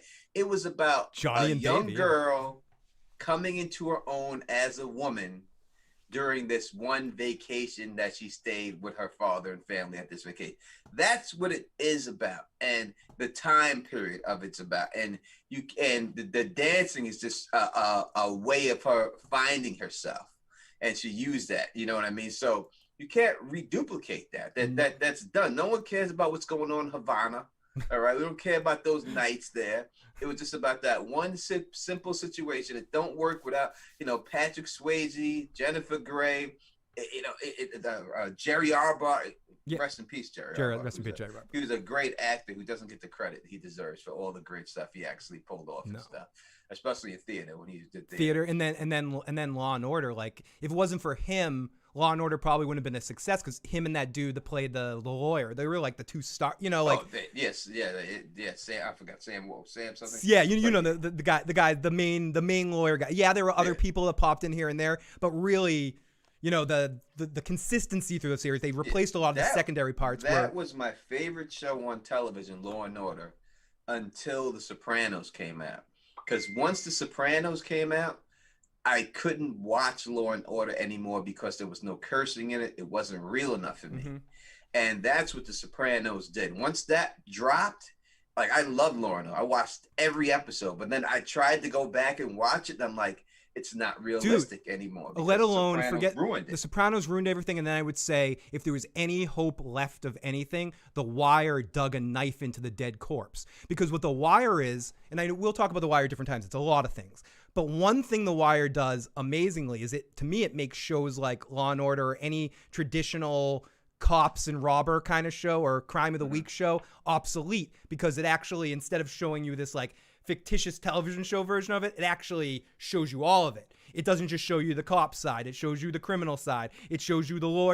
It like takes, it's like law, and it's not exactly like Law and Order, but if you know what I mean, in the sense of it takes that and just destroys it. And to me, makes it so I can't watch CSI. I can't watch all those shows because I need that little something extra. The swearing, the rawness, the realism. In situations that they're in, people are going to say a curse word eventually. And the fact that these people are not saying it, it's just not realistic anymore. And it was so real. Yeah. The Sopranos, it was so 100% that it just made me, maybe fall in love with HBO shows and to begin with, but made network television. I don't think network television truly started coming back until Breaking Bad. Like that's what like started bringing it back. I mean, they tried to with that. I think it's The Shield, right? They tried to with The Shield. Yeah, they did. Give a more grittier, pulpier too. Yeah. What do you think of The Shield? Like, I know it was awesome, but every time I've tried to watch it, and I know people are going to hate me for this because The Shield gets so much love. Something about The Shield didn't connect with me in the same way Sons of Anarchy did, where I know they're both Kurt Sutter shows. Like, I watched all Sons of Anarchy. I watched every single show. I loved it. I don't not like The Shield. It's like a band I know that's great that I just couldn't get into. It's all right. You needed The Shield. Like it was a show. Like there was another show he was on, so I was familiar with his character. It was a USA show. He had Silk Stockings. He was on. It was him, Michael Chiklis, and then this other guy. And I know that show because my mother-in-law was like in love with the other guy who was on it. And she used to always say, "Oh, he could put his shoes under my bed anytime." I was like, "What does that mean?" What's that mean? Yeah. Wait. I was like, "That's some type, no one's ever asked me to put their shoes under their bed." But yeah, I guess back then, that's what you had to do when you spent the night over a lady's house. Oh my goodness. But that's how I knew him from that. So seeing him go from Silk Stockings to that was such a huge jump, of the character and everything that, I like it. I think is a necessary show. You needed shows like this to get to other shows. Exactly. You needed shows like that. Nip Tuck is another show of the age that sort of helped transition from the age of television where we got Hill Street Blues to get to The Wire or something, or get to Game of Thrones and Breaking Bad. And like get the age we had, you needed those transitional shows. I remember I said this before on a stream, but I was lucky enough to go to a couple of those stupid fucking convention things and be like, hey, random actor, hey, Billy Peltson from fucking Gremlins, hey, this person. One of the people that was at one of those things was Ernie Hudson. And I mentioned that before. Ernie Hudson was flirting with my ex-wife and stuff. Like, whatever. So it allowed me to talk to him a bit more because he was like, come here, like Steph. He like hugged Steph and then he hugged her again and then he hugged her again. And he was talking to me the whole time while he was doing it. As long as she kept hugging him, he talked to me. So I talked to him a bit about a lot of things. And I was like, Oz this, in his face about Oz. It's fucking greatest show ever. It's the one that started The Sopranos. Sopranos gets credit. Wire gets credit. It was all about Oz, blah, blah, blah. And to his credit, he stopped me and goes, you know what? I thought about that with Oz. You're right. It was a great transitional show. But the show that really did it in my mind was St. Elsewhere. He said that like St. Elsewhere was where a lot of the writers, he said it was a transitional show where there were these long form storylines and these deeper things. And he's like, everyone there was like, we need to make deeper television. So that's what we were trying to do, but we still had network constraints, so we couldn't quite get there. And Tom Fontana, who was the creator of Oz, worked on Hill Street Blues. I keep saying Hill Street Blues. St. Elsewhere. St. Elsewhere. And that basically is within that is when the idea of Oz came, as something completely gritty and completely raw, which later, David Chase, those things didn't exist, David Chase, you were talking about The Sopranos, wanted to do a movie. Initially brought that movie to Fox, the original Sopranos pilot was going to be a Fox series, but Fox passed on it, and that's why he took it to HBO. Imagine the Sopranos if it was a Fox television show around. It wouldn't. It wouldn't work. It wouldn't have worked. It would have failed. It wouldn't work. Because, and I tell people, like, when watching The Sopranos, like, to me, when I watch The Sopranos, to me, it's a comedy. It like, is. That's like, I think when people don't realize that, like, to me, when I watch it, it's 100% a comedy, but it's a comedy. It just makes me laugh, and that's what I look at it as. I don't look at it as a serious, dramatic thing. Like The Wire was more serious, dramatic type stuff that was put out there. Sopranos to me was just a straight comedy. Straight, and I agree, especially any of those scenes with Tony. Yes, it had some depth stuff, but I think it's funnier than Breaking Bad too. I think what makes The Sopranos so good is that humor. It's funnier than a lot of comedy shows that try to be funny because of Tony, the fucking happy wanderer. I want to go fucking take him, and even like the way it uses sort of pushy language or freaking race, it uses it in a way to make Tony look stupid and make you go, what a fucking idiot. Like, not in the way of saying glorified in any way, in a sort of breakdown comedy. You're absolutely right, because that was the only thing you could do after Goodfellas, and you had to do something that deconstructed it a little bit. And I do want to say hi to Natalie, who's in the live chat, who says, "Hey Tony and Phil, great to catch you live." Also, hey to Centivia, who's in there. And also, like one of the scenes you could tell it's a comedy, and this is how you know. There's a scene where Tony's driving in the car chasing somebody, and he winds up, instead of hitting the guy, there's another scene where he runs the guy over and he smashes the guy up. But he hits this old lady, right? Now he hits the old lady, and if you watch the scene when he hits the old lady, like they could have had her hit the lady, tumble off to the side, tumble off this way. But instead, when he hits her, her ass comes right at the windshield, and like they show his face, his eyeballs, and then it just shows her ass just smack right up against the windshield, and then she tumbles over. And there's no other reason for them to do that but to make that funny, and it was hilarious. No, and it was, and it's a comedy in the sense of like a dark comedy that does make some serious stuff, like almost in the same way that Weeds is a comedy. Like I know Sopranos is a much better show, but like it has these moments where it does get depth filled. Or Weeds was good. Weeds is another show that you had to have, like that. You don't get. You don't get Orange is the New Black. No, and especially because that's the same show creator too, that create a whole universe around that. But I would say Weeds was really good in those first years till they left the agrestic area and went on the road, and then you got and then it got a little bit too, tried to be a little bit too Breaking Bad-ish, and then got funny again. The most hilarious part of Weeds, I'm throwing around Goofy for some reason. The most hilarious part of Weeds to me was Kevin Nealon. Like and Justin Kirk, the guy who played her brother, like they were the comedy of that show, and they killed it. And obviously you had some other people here and there, but those two were just unbelievably fucking hilarious. Orange is the New Black is the show that really made Netflix popular. Like Netflix wasn't popular. That show is what drove that subscriber rate the fuck up, because once it came out, the buzz it caught. Listen, the book was there was one book, and the book's not even long. No. And it ran that shit for 6 seasons? Yep. You know what I mean? And Netflix doesn't run shit for 3 seasons. Nope, not the only other the other show too. You're right. It was Orange is the New Black, and the one that gets forgotten about because of fucking piece of shit, House of Cards. House of Cards. Those two shows really sold the Netflix thing for people and made. Before that point, Netflix wasn't really doing original programming. And then after that, you followed up with, and there were other shows in between, something like Daredevil that pops up, and that just was like, fuck. Now you have like what I consider the best superhero property ever, the first and the third season of Daredevil. Like better than The Dark Knight, better than anything Marvel's put out, WandaVision, like any of that sort of shit to me. The first and the third season of Daredevil, everything to do with Daredevil and Kingpin and all of that is the best superhero thing I've ever seen on screen, for my taste anyways, like ever. And Breaking Bad got really popular after they put it on Netflix. That's what happened to a lot of shows too. Weeds the same way, Sterling. And so many shows got popular. I'm going to catch up with the chat really quick. Because not a lot of people own Showtime. Nope. And back then, now everyone owns these streaming services and they have these apps and everything else. It wasn't as easy back then. You didn't have these apps to have these streaming services. So you had to pay your cable bill plus an extra additional $35-$40 on top of your cable. So people are like, listen, I'm already paying for cable. I'm not paying for this. Now you can cut cable right out and just have those networks. So back then you didn't have that. So it wasn't available for everybody. Everybody didn't have. I had HBO and Showtime for boxing. That's the reason why because those are the networks that put boxing on. So I had it strictly for boxing. I just so happened to stumble upon these other shows that were there.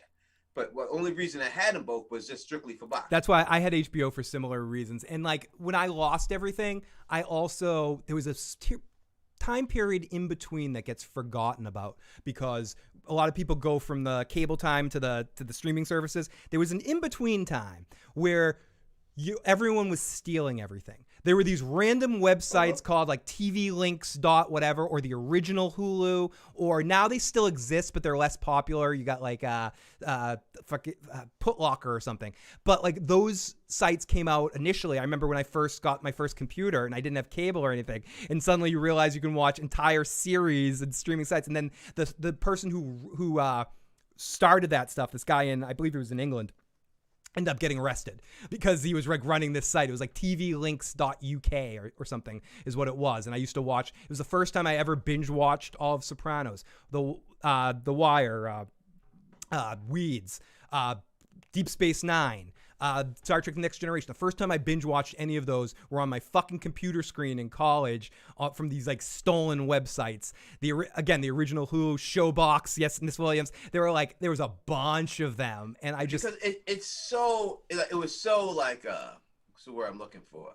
It was just so not enlightening, but so like enthralled. You like when you seen like, holy shit, I have the whole season. Because like I say, when I was buying, like when I bought Rome, the full box season of Rome, it cost $175 for those DVDs when that first came out. $175 for the box set of Rome when it first came out, and I bought it almost $200 fucking dollars. So when you had at your fingertips every show, every episode, everything for free. I suppose, look at the price, $175 for one season. Now you got it for free of everything for free. It's just like you feel like it's being naked and running around the room naked. You know what I mean? It's just you just feel like a maniac. Like I can't believe it. I got all this shit. Oh my god, I can't take it. It's you feel like you like David Chappelle in Half Baked when he gets in the weed closet. He gets in there like oh my god, like a kid in a fucking candy store. We got a voicemail from the lovely Miss Timo. So let's play this voicemail. See what Timo has to say. Hi, Phil. Hi, Tony. This is Timo. All right. Almost said my government out loud. Lord, oh, she was going to say anyway, I'm sorry I couldn't make it live. Out, but I saw you guys were streaming. Just wanted to say hi. And I just wanted to let you know I just literally ranted on a stranger who tried to tell me first that Jamie kicked Bran out the window. Like, really, what the fuck? And then they tried to tell me that Jamie pushed him out the window. And we all know that Jamie fucking just let go of him. And I literally just ranted at a stranger. And he had the nerve to say, oh, you people. And walked away. These people don't understand. He gave you a you people. Team Lannister, okay? All day, every day. Love you guys. Tell everybody say hi. Bye.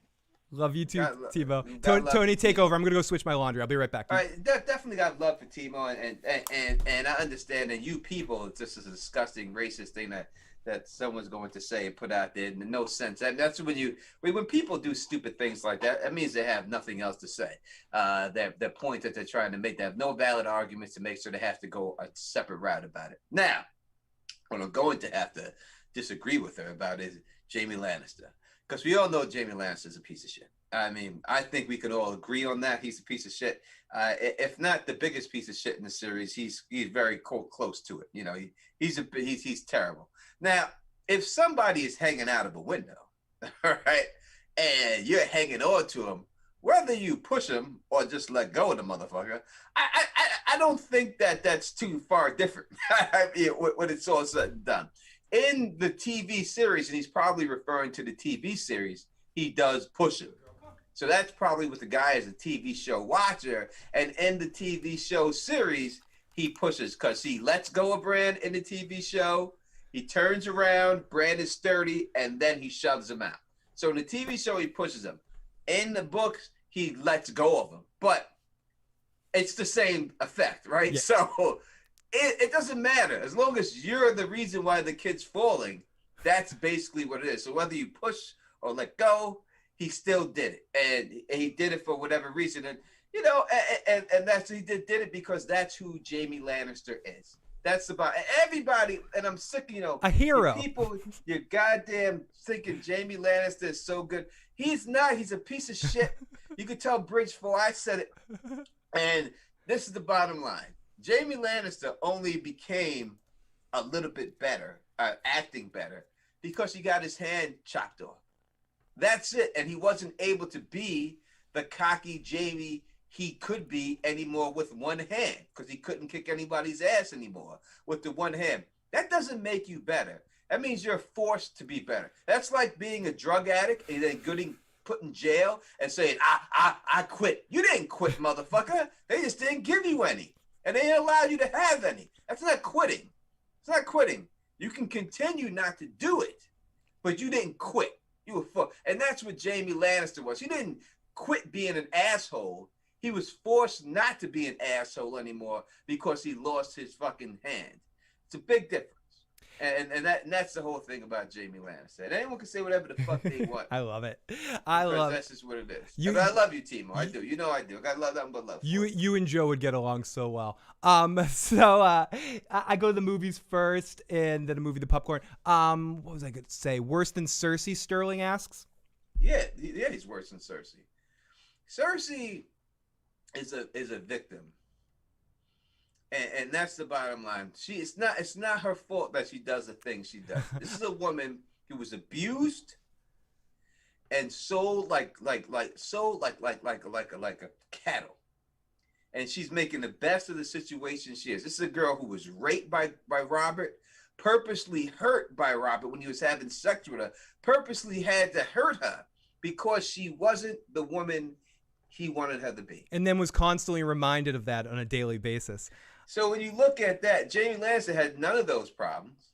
None of those problems that he had to deal with. He turned out the way he turned out because that's who he truly is. So yes, he's way worse than Cersei. So Stacey also adds, they tried to make him go to rehab, but Jaime said no. And Santivia says Cersei is a victim of affluenza. Tony Teff. That's right. I did a whole video on that she's an affluenza victim, and she is. She doesn't know any better, and that's just the bottom line. She doesn't know any better. We also have a text from area code 734, who is Joan. Says, hi, Tony and Phil. Have you tried happy endings yet? I mean, depending what you mean by happy endings. Yeah, what does that? What is she talking about? Is that a thing? Is that like a massage thing, or are we talking about a TV series? I think because I don't know what you're talking about, the answer to that's no. If it's a TV, all right, yeah. So if it was talking about massages, I have never had a happy ending massage myself. So neither. I think either way, it's a no for me. It's a no. Either way, it's a no for me. Anything else from that, I don't know. I wouldn't even know how to bridge for the topic. I know. So what happens when they do it, and I know because I've been in a situation where they do it. So then they give you a massage. Do they ask? So this is what they say. You have to go in there a couple of times, right? They're not going to do it the first time. You know, you got to go in like 7-8 times, and then when you're like the 8th time, they'll be giving you a massage, and then you'll like turn over on your stomach, and then they'll be doing your sides, and then she'll go on your sides of your hips, and then she'll say, "It's okay, it's okay, it's okay." And then if you say yes, it's okay, then that's when they do it. And she says, "No, Phil, it's the show I've harassed you to watch." Let me make sure I know the show I'm talking about. Oh, the American. Okay, yes, I forgot what it was. Happy Endings is the show. Okay. No, I have not given it a shot yet. I think I looked for it and I wasn't sure where it was. Let's see. Let me see where it is. Happy Endings is a American sitcom from ABC from 2011 to 2013. A single camera ensemble is okay. So yes, I do remember you saying that. It stars a couple people. I'm not sure who they are, but I will it stars Damon Wayans Jr. Okay. Damon Wayans Jr. and Eliza Coupe. Okay, cool. Yeah, I do remember you saying that. I have not had a chance to watching it yet. I just felt like making a I'm joke. gonna have that comedy with Mike Epps on Netflix. I wanted to watch that, but I haven't had a chance to watch it. It's And like a she said, sitcom. and she says it's available on Hulu and HBO Max. Perfect. Bridge says it happened to me one time. It happened to me one time, two times unexpected. Didn't see it though. Told my friends, and we went in Randy and didn't get it because he probably seemed too creepy. Okay, so it happened once. You told a friend to go in there, and he wanted it too much. So that's another thing too. You have to be more sly about it in that situation. Yeah, you can't just go in there and think you're a cop. You know, you got to have a certain look when you go in there too. You know, and that's why usually it takes a couple of times where they could trust you. Ah. You know, you get, and then that's it. I'd say, well, what I experienced, and maybe I don't think everyone has the same exact technique, but you know, she would massage my hips, and then she was like, put her hands there, and she'd be like, it's okay. She's teasing. It's okay. Okay, yeah. And then if you say yes, it's okay, then she does it. And if you say no, then she just keeps doing what she's doing. Ah, interesting. We got AK in the live chat too. Great to see AK. Let me catch up here quickly on the chat. LMR said, I go to the movies for food first and then a movie. I do like movie popcorn and nachos. Saw and Home Alone 3 both, or the remake of Saw sucked. Home Alone 3 sucked. Worse than all of them. Didn't even have Kevin in it.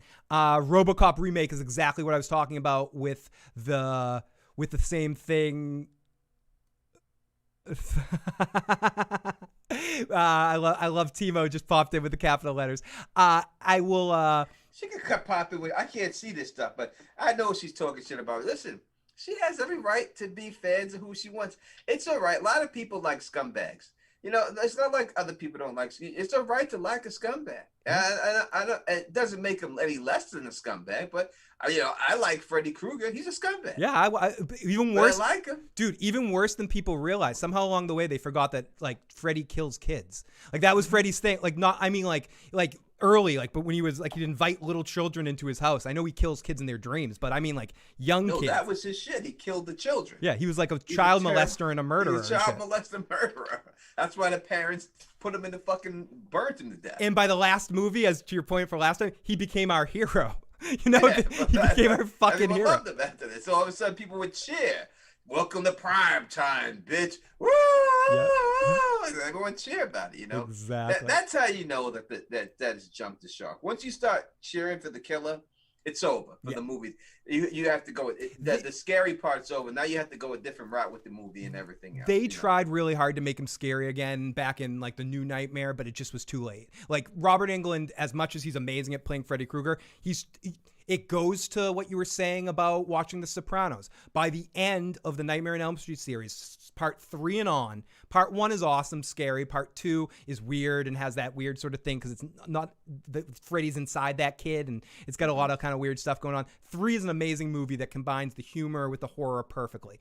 Everything. Dream Warriors. Dream Warriors. Right? Yes. Dream Warriors is the best one. The best one of all. I agree. It's my favorite of all 3. The best. Number 1. The reason why it was scary is because they used the Jaws effect, right? Yes. They didn't show him. They kept him under the water the whole time. They kept him under the time. You couldn't see anything. You heard creaking, scratching with the claws. You didn't really see his face. You know, that's what made it really work. That's what made it effective. Exactly. And they went away from that because it's like Steven Spielberg said. Your imagination is more scarier than anything. I don't have to show you the shark. You'll imagine what the shark looks like in your head. Exactly. All I got to do is show you a fin and some blood. And that's all. And that's when it works because you imagine what that shark was. AK, I'm the same way. Dream Warriors was also the best because it had an older Nancy in it. I still got my crush on her. I had a huge crush on her back from Just the 10 of Us in her guest appearance on Growing Pains before the spinoff to Just the 10 of Us, which actually had several girls in Nightmare on Elm Street. One of the other girls from Just the 10 of Us was in the one, I think it was part 4 or 5, when Freddy crushes the workout girl in the bug bank thing. That's one of the girls from Just the 10 of Us too. She was like the older sexy sister. And then I believe maybe one of the girls that's like with the inhaler too or something, like one of two.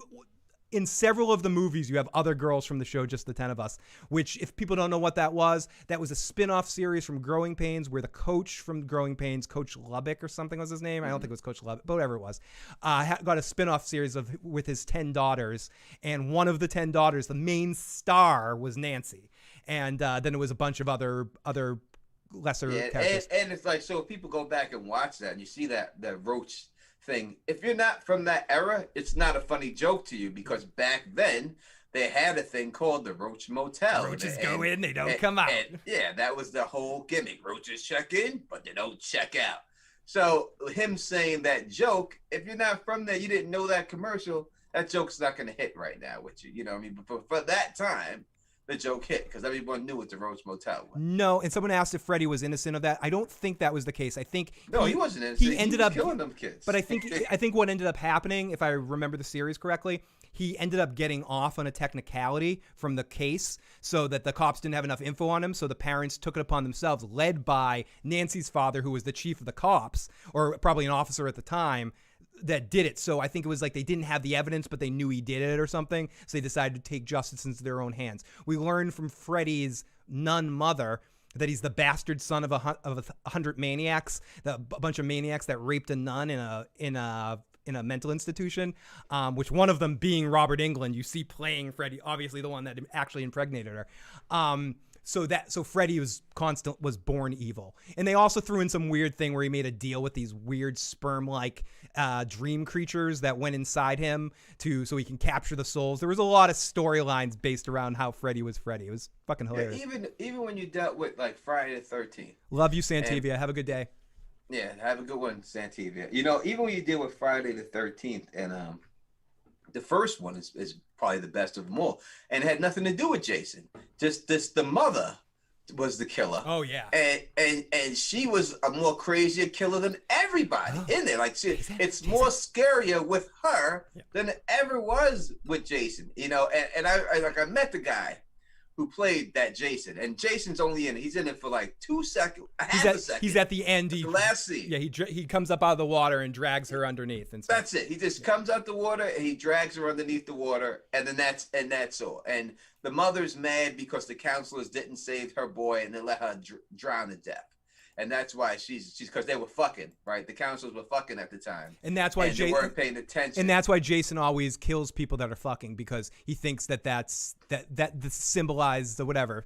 You know, but honestly, Tony, I agree with you. The first one's the scariest, but they could have just ended it after the fourth one where Corey Feldman kills his ass. You know, like that was the logical place to end it. It was after that point when it became comical. Because I agree with you. That first one was way scarier than anyone. The second one, he's running around with a bag on his head.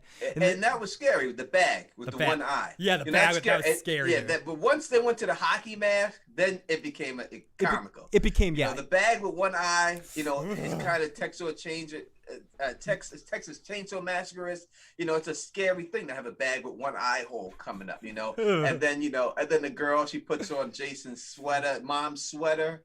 And she's like, "Oh, I'm Jason." And it's so scary because there's one hole. What else could he stick through that hole? You know, this like, what the fuck? Miss Williams from earlier says, I wasn't into The Shield as much, but I liked SOA, but I respect it. Phil, do Mayans. I might catch up with Mayans again. I watched the first season. I didn't like it, but I heard it got its rhythm. Natalie says, it's so good to catch Phil live. Great to see you, Natalie, and great to see Tony. As I mentioned earlier, if you want to make sure you check me out when I go live, go to my channel page and click on that all notifications, because YouTube decided to not tell all subscribers anymore. So only 8% of you guys actually get notified when I go live. So let's try to get that up to 10. So if you haven't already, make sure you enjoy watching my crap and you want to know when I go live, go to the page and hit all notifications. Otherwise, they pick and choose when they notify you. So other than that, I got problems right now with AdSense. They were supposed to send me money. They're saying, deal with these fucking people. It's a fucking mess. It is right now. It's like they have it like they have it on their thing that I haven't received one view, one anything this whole month. I'm like, are you out of your fucking mind? I mean, on YouTube it says exactly what it is, but the AdSense page is saying that I haven't received anything. So I had to email these fuckers 5 times and they haven't gotten back to me yet. And it's like very frustrating. But that's the thing, getting someone on the phone. Usually you can solve the problem when you actually get someone on the phone. The problem becomes getting anyone on the fucking phone or to respond to your email. This is why the internet sucks. And that's the biggest thing. At least back in the day, they had no choice but to get on the phone with you. Yeah. Now they could send you to the loops and send you to this and that. Like, oh, ask the community for help. I don't want to ask the community, motherfucker. Yeah. I want to ask you, the one who's doing this. They don't want to help me. They want their own channel. They want their own fucking channel to do good. That's why I'm one less competitor. What the fuck? Exactly. Ask the community. Fuck the community. Yeah, I'm your community. Tony, go fuck yourself. I don't care. You know, like, that's what they're gonna say. That's exactly what they're gonna say. You want to ask the community? Fuck you and the community. I want to ask you, motherfucker. Get on the phone and tell me why your fucking computer. Have you tried going in any forums these days and ask simple questions? Next thing you know, it's going to be about the Illuminati fucking your channel, or you know, there's going to be this big, huge thing. You know, there's space aliens from Mars that have come down and are fucking your channel, Tony. What's up? So I don't know. I'll get in contact with these fuckers. Eventually, they're gonna have to speak to me. They're gonna have to make it right. I have the proof. Yeah, so it's not like you know what I mean. There's nothing they can do about it. In the end, you're gonna have to make it right. They're gonna have to make that right. Natalie said, "Great to see you, Natalie." Jesse says, "NYPD Blue was a copy of Hill Street Blues." It absolutely was. It was. All right, but you know, it wasn't. It was the cop genre. Like, so there's time and periods for certain things to come out, and that was the cop hour, right? And then you had the doctor hour, where every show was about a doctor, this doctor, that doctor, ER, and ER set that off. And but they had St. Elmo's Fire first, right? Yep. And with Denzel Washington and all that. And there was also like Dr. Tripper. So there was like weird Trapper MD, Trapper MD, Trapper John MD. Fuck, I can't remember. I remember that. And then you had Quincy was House. Quincy, you know, fucking Quincy, dude. I forgot. Yeah, Quincy is what House took from Quincy. You know, Quincy House became Quincy and stuff. That's what they got. But yeah, they had, you know, everything goes through spurts, and that was, I don't think it took from that show. Yes, but everything at that time. Everything. They were just trying to make any type of cop show they could make at that time. Yeah, in NYPD Blue, let's not forget about the big difference between that and Hill Street Blues. They showed men's asses on it. Like the big deal was like they said damn, and they said like one shit an hour, was it? And then they showed an ass. It was like a big Remington Steel. Jesse, I love that we're pulling out not a medical show, but then it was like Heart to Heart, Jake and the Fat Man back then, like all those weird shows that were on in that weird era. Greatest American Hero is one that gets remembered, but that was on in that era too. The what was the White Shadow, that fucking show? Yeah, the White Shadow was a good show. That was a good show. I used to watch that every Saturday night. Like that was a good show. You know, and what was I gonna say about the thing about NYPD Blue is that they showed racist police. Mm-hmm. And, you know, and the racist cop was the star of the show. You know what I mean? And he was a straight racist. It was obvious he was racist, and he didn't hide it. And he was the star of the show. And you get that type of character leads you to a Tony Soprano. Exactly. And leads you to a Walter White. Leads you to a guy that's the hero, but you hate him too at the same time. Leads you to a Jamie. His short sleeve fucking button up shirts, you dumb motherfucker. Yeah, absolutely. Who wears those? No, exactly. And he totally and that you're right, because that led us to a situation where us as a world were ready for a show like Game of Thrones. Forget the fantasy aspect, the fact where you have fun bashing on Jamie. We can have fun switching it up here and talking about Stannis burning his dog. You know, like there's a lot of fun here, and that's why we love Timo. That's why we love your fucking passion for Ramsay and Jamie and all this fucking shit. I love it. I'll play it and scream it from the fucking hilltops and play every fucking Ramsay beautiful poem you write for him, or every time you fucking yell at Tony about Jamie or something, because we're in a world where we have all these gray piece of shit characters that lived in this piece of shit world where you had, like, they were honorable people within there, but like, yeah, some are worse than others, and we can get into breaking that down over time in fun situations like earlier with Timo. But I think all those things set television ready for the place where you are now, where it's almost harder for someone to deal with a lead that's a good person. You know, it's fewer and far between where you deal with this isn't real. You know, we're not watching the multifaceted sort of show where you need to have a program that has a lot of different kinds of characters, and I would say lead you in a place where people will love The Boys or love Invincible to a mass audience. Even when you look at like we were talking about, like, you know, that NYPD dude and then Tony Soprano, that leads you to being able to put a character like Nurse Jackie up there, right? Fuck yeah. And if you look at all the ER shows and or everything, House, you mentioned House earlier. You didn't have a Nurse Jackie type character. You didn't have a realistic nurse that's a drug addict, star of the show, who was cheating on her husband, a drug addict, You know what I mean? Great show. Doing anything. But yes, does she do good? Does she try to do good for people? She did. Same with House. She tried to do good and tried to help people out, but she still was cheating on her husband, and she still was a drug addict. Great show, by the way. Like, that was the show that proved to me that, yeah, she was great in Oz and other things before that, but that was the show where I really started to come to grips with how good of an actor Edie Falco is. Oh yeah, she carried the whole. Because I always thought she was Carmela-ish in her real life. You know, like it's like Janice Totoro. I forget her first name, but the person that played Janice on The Sopranos too. Like, you hear her in real life, she's this sweet girl, you know, and you're like, Janice Soprano is the fucking most evil person, or Carmela is so believable. Edie's so believable in that role, and then you see her as Nurse Jackie. She's fucking believable there. Complete different fucking character. Mm-hmm. I remember, again, my ex-girlfriends who her aunt was the vice president of a hospital. And then I told her about Nurse Jackie, and she's like, I work in a hospital. I don't want to work. I don't want to see hospital stuff all day. I'm like, you might like it. Just give it a shot. And I remember she watched it, and she fucking, I could hear her downstairs in my head right now, hear her laughing and everything else. She binged that whole motherfucker, boy. She was, and she couldn't get enough of that shit. She loved that. She loved that show. Everything else, she loved it. To Tony's point earlier, in TV, it says, I thought The Sopranos was a comedy too, and David adds, Walking Dairy, great to see you back. You got to think how much of a coincidence it was that Lou Gehrig died of Lou Gehrig's disease. You don't write lines like that if you're not writing a fucking comedy. You know what I mean?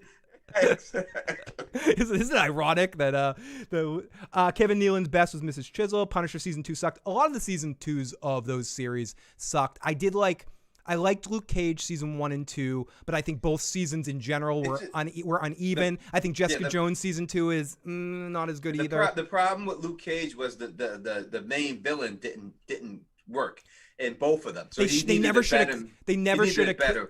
100% Tony. They never should have killed. I don't want to ruin it, but Hershey. Yeah, they should. Mashakwa. He should never killed him. He should have stayed. He was so interesting. Yeah, he was a great actor. He should have never left. And then they tried to go with the homosexual shades and his prison boyfriend. They tried to do that. That didn't come off. As for Daredevil, season 1 is amazing. This Batman that they're making right now with Michael Pattinson is that Daredevil. I'm hoping. If you look at his scenes, he took everything from Daredevil and gave it to this Batman that they're doing. The same fight scenes and everything. The same rawness. Exactly the same rawness. It's exactly the same. They stole all that from that Daredevil. And that Daredevil show, it's better than anything Marvel's ever put out, without a shadow of a doubt. That first season is unbelievable. Better than anything that they've ever put out.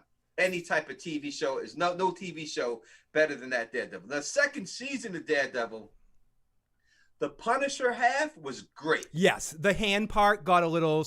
The hand part was they should have never did. No, but the Punisher part was phenomenal. The whole season should have been Punisher versus Daredevil. I agree. Yeah. And then the third season was amazing because they did a great job with what they did with Bullseye. And then it was so much Fisk that it was like, we finally got what I wanted from that. Because the first season's a good split between Matt and Fisk. They have that good sort of parallel thing going on. And they complete the thought in season 3. And Jessica Jones, that first season was amazing because that villain. But David Tennant is just amazing as Purple Man. But Vincent D'Onofrio is as important to all of that as Charlie Cox is, as Jaws Barenthal is, because he is maybe the best television or movie villain that's been on screen since Heath Ledger as the Joker in The Dark Knight. Like, he just. And that's through 1,000, and I know it's not 1,000 Marvel movies that have come out. Mm-hmm. And Vincent D'Onofrio's Kingpin is the best, most fleshed out villain. There's other ones that work. I'm not saying he's the only one that works. Yeah, he's the one that really worked. He did a phenomenal. It's like he's doing right now on Godfather of Harlem, playing Chin Gigante.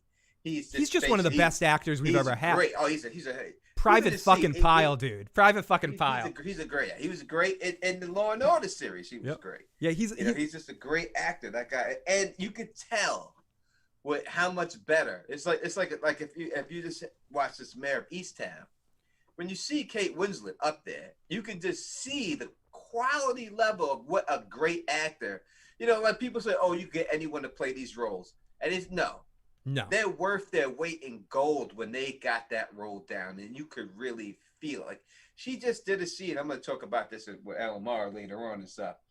where she was talking about her son committing suicide, and the emotion that was on her face, the way she said that was probably the greatest acting of face acting that I've ever seen on a TV series of anyone discussing anything. It looked so real, like her son really did commit suicide. Like she should win an Emmy just for that role portrayal of that right then.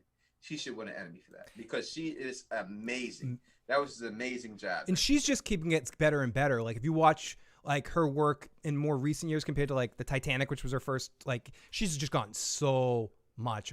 I've heard her talk about it. She's like, I can't even watch my performances in my early years because she's just become much more comfortable. The more, and again, I'm not a great actor, but I'm someone that's done a lot of acting. Like the more you can quiet yourself and, make it seem like it's as real and natural as possible, the better it is. The more you can get away from the staginess of it, and that's not to say stage acting is just a different skill set, and I think she's really human now in her performances and stuff. It's I wouldn't say couldn't try to correlate it to live streaming and stuff, but it's when you don't even worry about the camera, don't worry about people listening to you, don't worry about the lights shining in your face.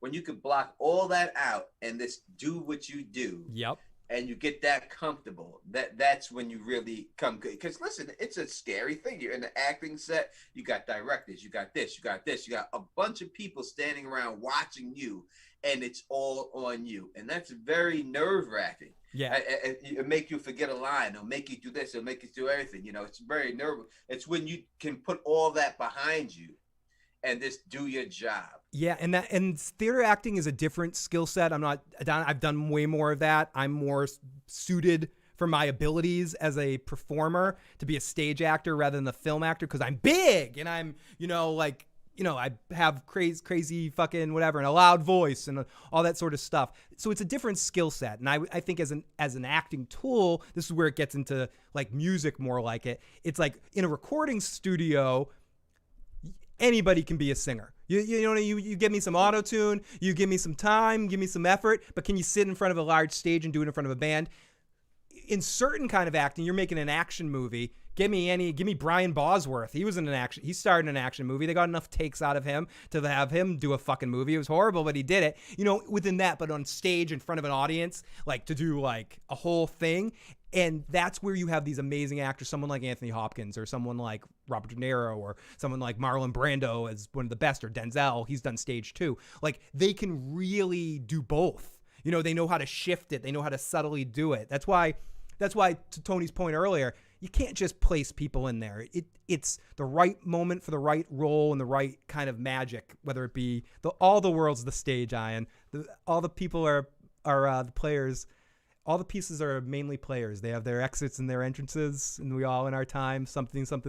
Nicolas Cage would be awesome on stage. He's so big that I would like to watch Nicolas Cage on stage doing something crazy. And sitcoms, but back in the day, were like stage performances, like when Rock came out, that TV show Rock came out. The thing that made that good was he did that live, take. Same with like Cheers, and All in the Family, all that sort of stuff. Yep, 100% Tony. And that's the way it used to be. And then people, used to hear this was filmed behind a live stereo audience. Used to hear that in the beginning of shows, and then they got away from doing all of that. Yep.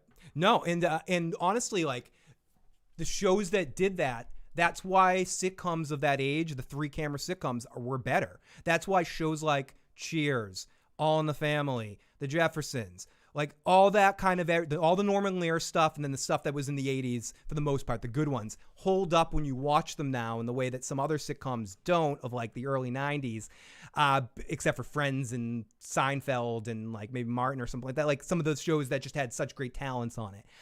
Because of that very reason, you're watching a stage show. They rehearsed all week, and then they get up there and do the performance. When you watch Cheers, they were doing that, like they were coming out, hey, we're doing this in front of a live audience. We're presenting that. I remember the big thing with Rock, too, Rock was doing it in front of a stage audience, and he was like, he's such a great performer. He was on Oz. He was on the Sopranos as well.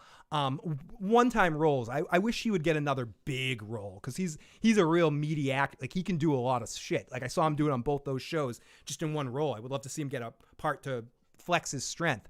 But on Rock, I remember he's like, yeah, we're doing it in front of studio audience. Let's do it live. I remember that was the big deal. They did an actual live. I think they did it a few times, but I remember that first one was so huge because no one had done that in so many years. He was like, I want the excitement of an actual live performance too.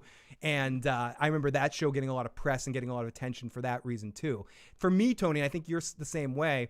No, I wouldn't say you're the same way because you're able to do it too, to bring this to live streaming or whatever. When I try to sit down and pre-record something, I can't get the same magic. I can't get the same energy. You know, I start going, hi, this is Phil. I'm doing it. And they're not all sucky. I do some pre-recorded stuff that's all right. But like, I listen to one of your stuff or I'm going to say, no, I'm not just kissing your ass. Our mutual friend Carmine, like, same way. Listen to him talk on a live stream, listen to him talk on thing. He's the same sort of personality, same energy in the voice. Me, I need to know I'm live. You know, I need to like have that sort of feeling to get this thing, whatever this is. And when I'm not, I don't feel it. So like, you know, like I wish that brings us into this thing. Like, so we have the podcast, Phil, me, and Bridge, the usual suspects. And we're gonna, and people keep asking, we are gonna do it again. It's not like we ain't gonna do it again. We're just trying to figure out exactly how. So we came up with an idea. I was talking to Bridge about it, and that maybe we should pre-record it and then put it out as like a premiere. Yeah. Instead of doing it live. That's not a bad idea. I don't think so either. But as you're saying, is it going to be the same? Is it the same as sitting there with people in the chat and actually just kicking it back and forth and everything else? Yeah, it's a different sort of vibe. I mean, I think we will talk about that stuff off air and figure out the stuff. But I think for me, maybe I mean it even more when I'm alone and trying to do something. I think maybe if the three of us could figure that out. But you're right. There's an energy you get off of a live audience that gives you a sort of excitement. But then there's another side of that. Just I mentioned Carmine and Preston. They pre-record, and I'm almost envious of them doing that sometimes. that they sit there and they have the freedom to kind of just shut everything out and just have their discussion and then put it out. So for that kind of discussion. You know, so there's two sides to that. I definitely see the advantages of both aspects. Yeah, it's advantages both ways because when you pre-record, you don't have the distraction. Like I remember that we used to always be like when we used to do the small council, and then we'd be like, blah blah blah blah blah. How do you feel about that, T? And then T be like, what? What? I'm sorry, I was up in the chat. Yeah. What you saying? Yeah. And that's what happened. You get distracted of being in the chat. And the chat's very distracting. So without that, you can just get your thoughts out, get everything off, blah, blah, blah. But it's also good to have the chat and have people there live at the same time. So yeah, it's a fine line. It's a fine line. Bridge says, I know we can take this offline, but it's possible to do both. Yeah, exactly. It is possible to do both. So those of you that asked, one way or another, probably in about a month or so, or a couple months or so, we'll be back doing some sort of usual suspect stuff. So what happens is this, and I'll explain. I'll say, I don't know how many people here watching. About a little over 20, cycling between 20 and 25. So maybe people, I don't know, people. It's like this. I'm a Looney Tune. I'm gonna explain it. I'm nutty. In my head, I'm not a sane person. I mean, I may come off and you may think that I am, but I'm not. And I have a high rate of depression. And if I start to get depressed, then my first reaction is just like, I got to just get away from everything. I got to get the shit. I got to stop doing shit and everything else and just go away. So sometimes I do overreact. If I start getting depressed and I just say, you fuck everything, fuck it all, I'm just going to go away for a little while and hide. And I get like that. So that's most likely what happened in the situation. But I would say that, and I'm going to go on my channel, and I'm going to talk about this when I go on my channel and stuff. But you know, if I had so many people hit me up, and so many, at least 50 to 70 people, you know, and maybe that's not a lot of people for certain people, but that's a lot for me. But you know, and I had people tell me, you know, in all honesty, and I'm not going to say who it was, but people actually contacted me, and one person contacted me and said, you know, I love you guys. I love the show. I love the After Dark things. She said, I go through dialysis. And when I'm going through dialysis, it's the only thing that brings a smile to my face while I'm sitting there. I like to watch and just laugh and have a good time. So blah, blah, blah. I got another person who told me they were going through cancer treatment and chemotherapy. And while they're laid up in bed and feeling sick, this is what makes them smile. This is what makes them happy. And I had a bunch of other things too. So, when I hear things like that, I truly appreciate it. I mean, it makes me feel really good. It makes me feel that at least something that I'm doing is worth, it's making a difference. You know what I mean? If I can help somebody else. So for that reason alone, I cannot not go back on and do these things. I'm just got to change it up a little bit. I'm just gonna regulate it so it doesn't get out of control. That's why, like, and you'll specify and get into it, but like for the usual suspect stuff, we're just sort of taking a breath, and that's why I say, but within the next couple months, we'll be back with some version of it. It won't be a month. It'll be like a week. We're taking this week off, and we'll figure out what's going on. Like a week. We'll figure out about a week. It ain't gonna be a month though. But that's what it is. If I get depression, I get everything like that, and I start feeling like I don't want, because Phil and Bridge are my friends, and I can't say that about a lot of people, not even on YouTube in my life. My father told me, before he passed away, he used to tell me, he's like, if you have one true good friend in your life, you're a very lucky man. He's like, out of all the people I've met in my whole life, I stay in contact with 3 of those people. Yeah. He's like, if you could have one true friend in your life, you're an extremely lucky individual, and to me, like Phil and Bridge, like my true friends, I got 2 right there, and I'm extremely lucky to have them. And I don't want to feel like I am pressuring them in any way to do something. I don't want anyone to be doing something just because they're my friend, and I want to just do it because and think something different. So that's the only reason. So if I get, and I said, I get depressed. When I get depressed, it's easiest just for me to back away from stuff and everything else like that. So I know, and I agree. Like I'm more the anxiety side of that.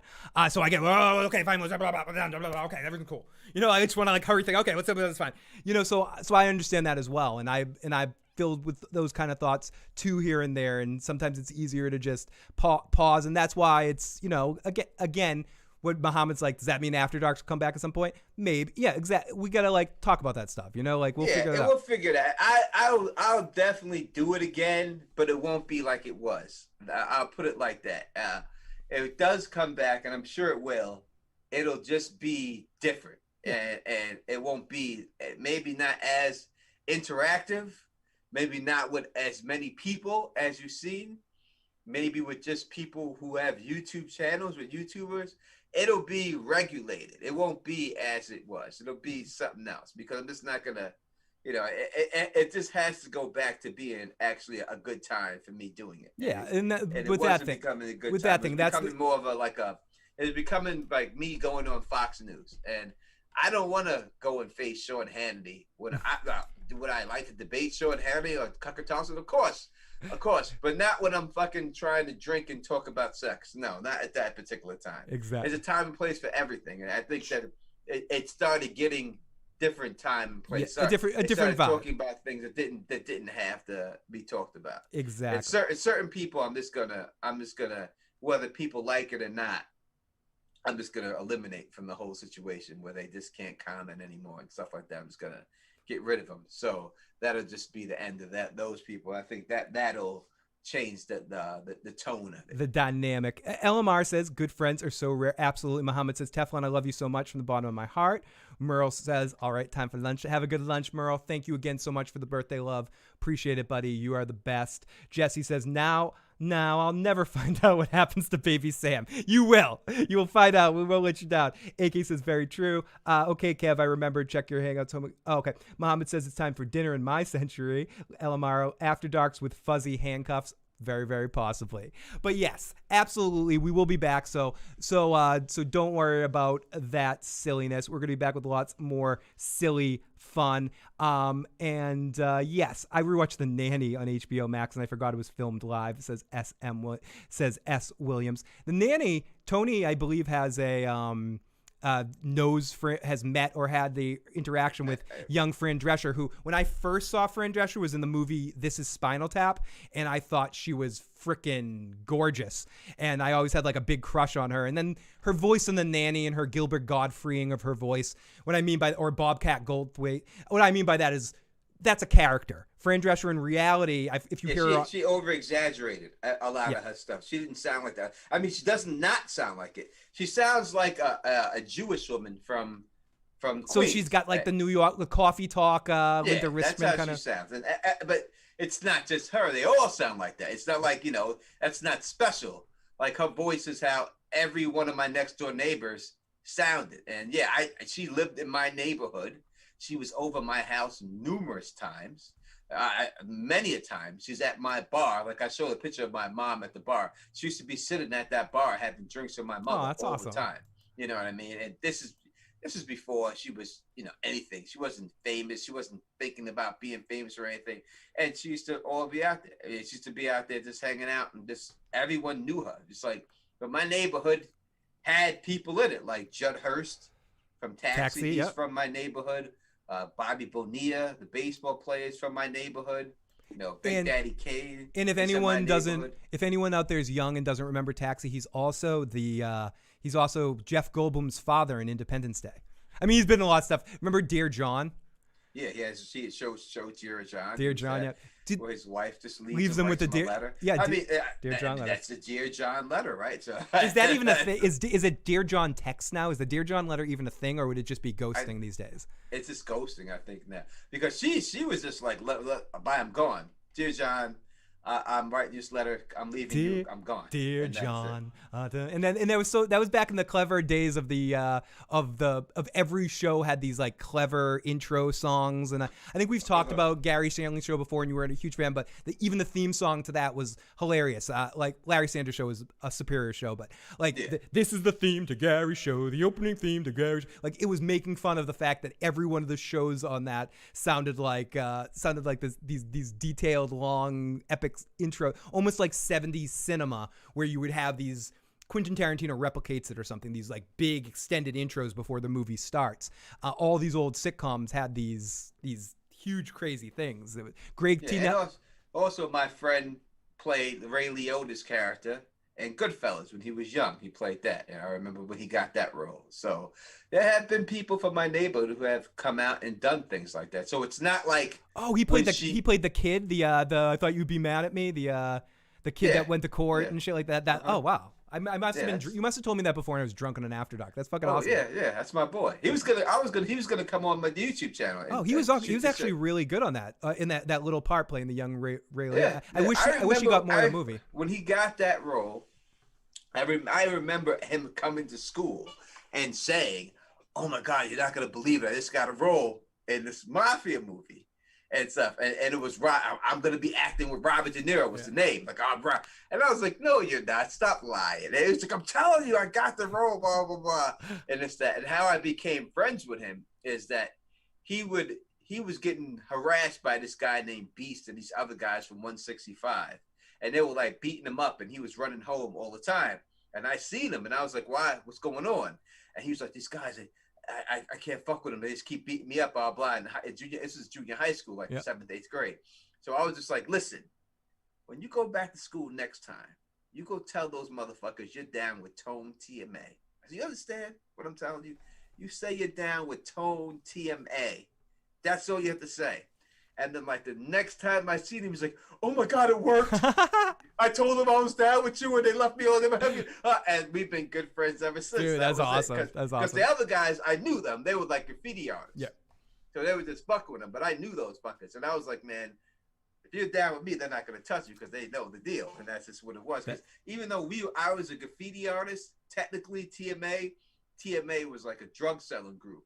So we were doing graffiti, but everybody knew that. Yeah, you guys had the good. Yeah, you guys had the hookup. It wasn't just going to be a graffiti thing if you fucked with us. It was going to be really coming to get you. So they didn't want no part of us. So once they heard that, they were like, nah, they ain't messing with these dudes over there. These dudes is about that business. And that was it. So Graffiti was just like my fun, like my joy, my passion was like the right. Do you still graffiti. do you still ever do any like artistic kind of stuff, like paint anything or fuck with graffiti? I have like desires to go buy spray paint and go outside and spray paint. So like all the time, like in my heart, like I have. Yeah, you should go to like Home Depot and get like, just for like, in case so you don't have to do it, like get a fucking pallet boards and shit like that and fucking have some fun and shit. What it is, it's the thrill of going Oh, outside yeah, no, totally. and sneaking around.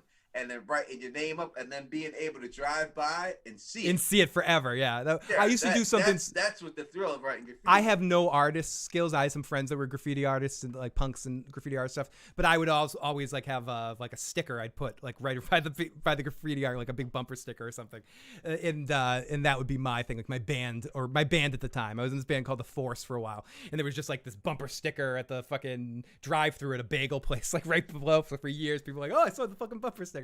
So I get the feeling. I just didn't have any artistic skill to do anything. Beef because you go out there and you'll put like this big thing up there and you'll be good, and then someone would just like put lines through it and then write their name and buff you, and it would make you so mad because you spent so much time doing that, and then someone just put the lines through it, put the name, and then you see that name and say the name was like, I would just say like Kev 1. You're like, who the fuck is this Kev 1? And then you go on a search and start asking other people, you know who the fuck is graffiti artist Kev 1? You know who Kev 1 is? And eventually, after a while, you'll find out who this fucker is because someone will know him from somewhere. And then you're like, I'm going to kick his ass. And then you roll up to his neighborhood and you start trying to find him. But then he has his friends there from his group. And then it just turns to a whole big brawl. And then you got that whole group dissing everyone in your group, and then it's just a huge brawl. Then it's just just group versus Bridge says of all the names you had to say Kev 1. I was tone 1, so he said that damn, that's a Kaiser Soze move right there. And AK says thanks guys. Now the song's in my head. Also says Fran is a strong woman. Yeah, OTDA. Talk amongst yourselves. I'll give you a topic. Back in but who's the boss? Who was the boss? Jesse mentioned a show I do want to talk about for a quick second because I feel like it does get forgotten about through times, and it was hilarious. Not even because of the star. It was hilarious because of one of the co-stars was Coach. Craig T. Nelson on Coach. Craig T. Nelson was funny on that show. He was great, but that show to me was all about Jerry Van Dyke. Like that dude killed it on that show. People say Dick Van Dyke funny, blah, blah, blah. His brother, Jerry Van Dyke, watch him on Letterman or him on Carson or him on that dude is fucking funny. He is crazy funny. It's bigger than this, but I give it the equivalent of like the original Coach on Cheers. Like, yes. Like Ted Danson was funny, but he wasn't Coach. No, Coach was the funny. He wasn't Ernie fucking Pantuzzo. No, he wasn't fucking. No, he didn't get the laugh. Albania, it borders on the Adriatic. Like I still remember I bumped into someone from Albania, and I'm like, I know facts because of Cheers, because of Coach on Cheers. When he throws himself down a flight of stairs because he's tries to ask this girl out, and he's like, pathetic old man, works every time. It's just like these little touches here and there. Yeah, no, he was the funny one. That's the way Van Dyke was on it. Yeah. Van Dyke was the laugh guy. You know what I mean? Coach was supposed to be, he's funny, but at the series, he was the straight, he was the straight man guy in the show. Yeah. Oh, Santivia, who's back. Welcome back, Santivia, from your meeting. I am thinking about Forrest, just from Albania. Thank you, OTDA. I was like quoting facts about it, and I'm like, I learned it all from Cheers. Head of the Class is another show that does get forgotten about through time, because there's so many other shows that have tried that, or historically people remember Welcome Back, Cotter more, or better. But Head of the Class was still a great show. Both teachers worked. The dude from WKRP and Billy Connolly, I think both worked. And there were so many funny people and touches on that show. And Robin fucking, I was just about to get that. And Robin fucking Givens was so beautiful on that show. I remember seeing her for the first time. When I seen her in that show, I fell in love with her. Just seeing her there. It just made me want to be smart. I was like, I gotta be smart. You gotta be smart. I gotta be smart. I gotta meet that chick like this. Look, she's the most beautiful woman I ever seen in my life. Tony, I remember when Mike Tyson married her, I was so jealous. I was like, I'm gonna fuck Mike Tyson up. He married my girl. Tony, I got your back in any fight in the world unless it's against Mike Tyson. I'll have your back against anybody but Tyson. Yeah, no, I'm not fighting Mike Tyson. I'll shoot that motherfucker. Yeah, you better do it from a distance too, in case he dodges that shit. I don't want. I'm shooting Mike. I especially never want to see Mike in the street. In the ring these days, Mike will probably hug you more than he'll beat you. But if you piss Mike off, I never want to see Mike on the street. Like I was in the situation with him, like, you know, and exactly, OTDA. Yeah, we were walking down a hotel room, and he had his daughter in his hand. He was holding his daughter, and I went up to him and I was like, "Hey, Mike, can I get an autograph?" And he's like, "I got my daughter right now, champ. Can't do it right now." And I was like, "Thanks a lot, bro. I appreciate it. You know, leave the guy alone. This guy's daughter in his hand." He said, so he keeps walking, and this guy is like harassing him, saying stuff, and asking him for the autograph, and he just keeps going. And then the guy like grabs him by the top of his shoulder, and he passed his daughter off to his wife, and he turned around. And he was like, "Motherfucker, you try to touch me with my daughter in my hand, I'll fucking kill you." And this guy looked like you could just see this. You could just smell shit in the air. This is just smell the whole the start. You could start smelling shit like literally. And I'm not just saying this to be funny. Like you could literally smell shit in the air. Poo-poo. This guy was so afraid he shit his pants on the spot because this motherfucker, he looked like a nut. And then the next second, right after that, he was happy-go-lucky smiling. Oh. And you could see it like when he gets in, that was the year he got inducted to the Boxing Hall of Fame. He's sitting there.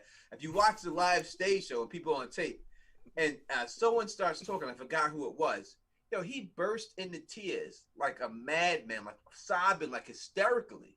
And then all of a sudden he snaps right out of it and he's fine, he's laughing and everything else. Like his emotions is all over the place. Thank goodness for a correct dosage of weed, because I think Mike's in a really good place right now thanks to weed. Got him now, because I remember when I was in the hotel. That was pre his weed shit. I stayed in the same hotel as him, and it was the DoubleTree Hotel, and I was in the DoubleTree, and I was on the other floor. And I remember like people saying, like the staff was like, "Oh, the whole floor smells like marijuana. Should we call the cops?" And I was like, "Why would you do that?" I said, "Just leave people alone." Yeah. I said, no one's complaining about it. Name any hotel floor that doesn't smell like weed. Do what you got, but leave everything alone. And left it all alone. I was like, the guy's gonna order cookies from you. Yeah. You know. And let me tell you about. He's gonna tip you out too. Chocolate chip cookie. Dude, that front desk. That's one of the greatest chocolate chip cookies I've ever had in my life. Is a DoubleTree chocolate. Especially when they're warm coming out and they just put them up. Oh, that's fucking delicious. Oh, they're fucking really delicious. They're really good. Because they have like some type of oatmeal or something in it. It's not just like a chocolate chip. It's like chocolate chip with oatmeal. It's a blend. It's special. It is. It's a great cookie. Now, what's funny about what you just said about the way you were watching TV, seeing Robin Givens on Head of the Class, and then shifting that to a Tyson. If I'm incorrect, I believe I've heard Mike talk about it. That's basically how what he was doing too. He turned on Head of the Class and he was like, "Who's she? I want her." And then he ended up basically forcing like the meat. And that's how he was basically doing the same thing you were, and a lot of people. He was just heavyweight champion of the world. Exactly, he could do it. That's what Jason Momoa did with Lisa Bonet. Is that what he did? He have a decent Denise Huxtable thing, and he said he's seen her in a different world, and he told his mother when he's seen her, "I'm marrying that woman, dude." And he married that woman. He said he looked at her and he said, "This is the woman I'm marrying right here." Do you know if I'm gonna marry that woman? Do you know if I was his buddy growing up at that point in time, and he said that to me, I'd be like, "Get in fucking line, dude."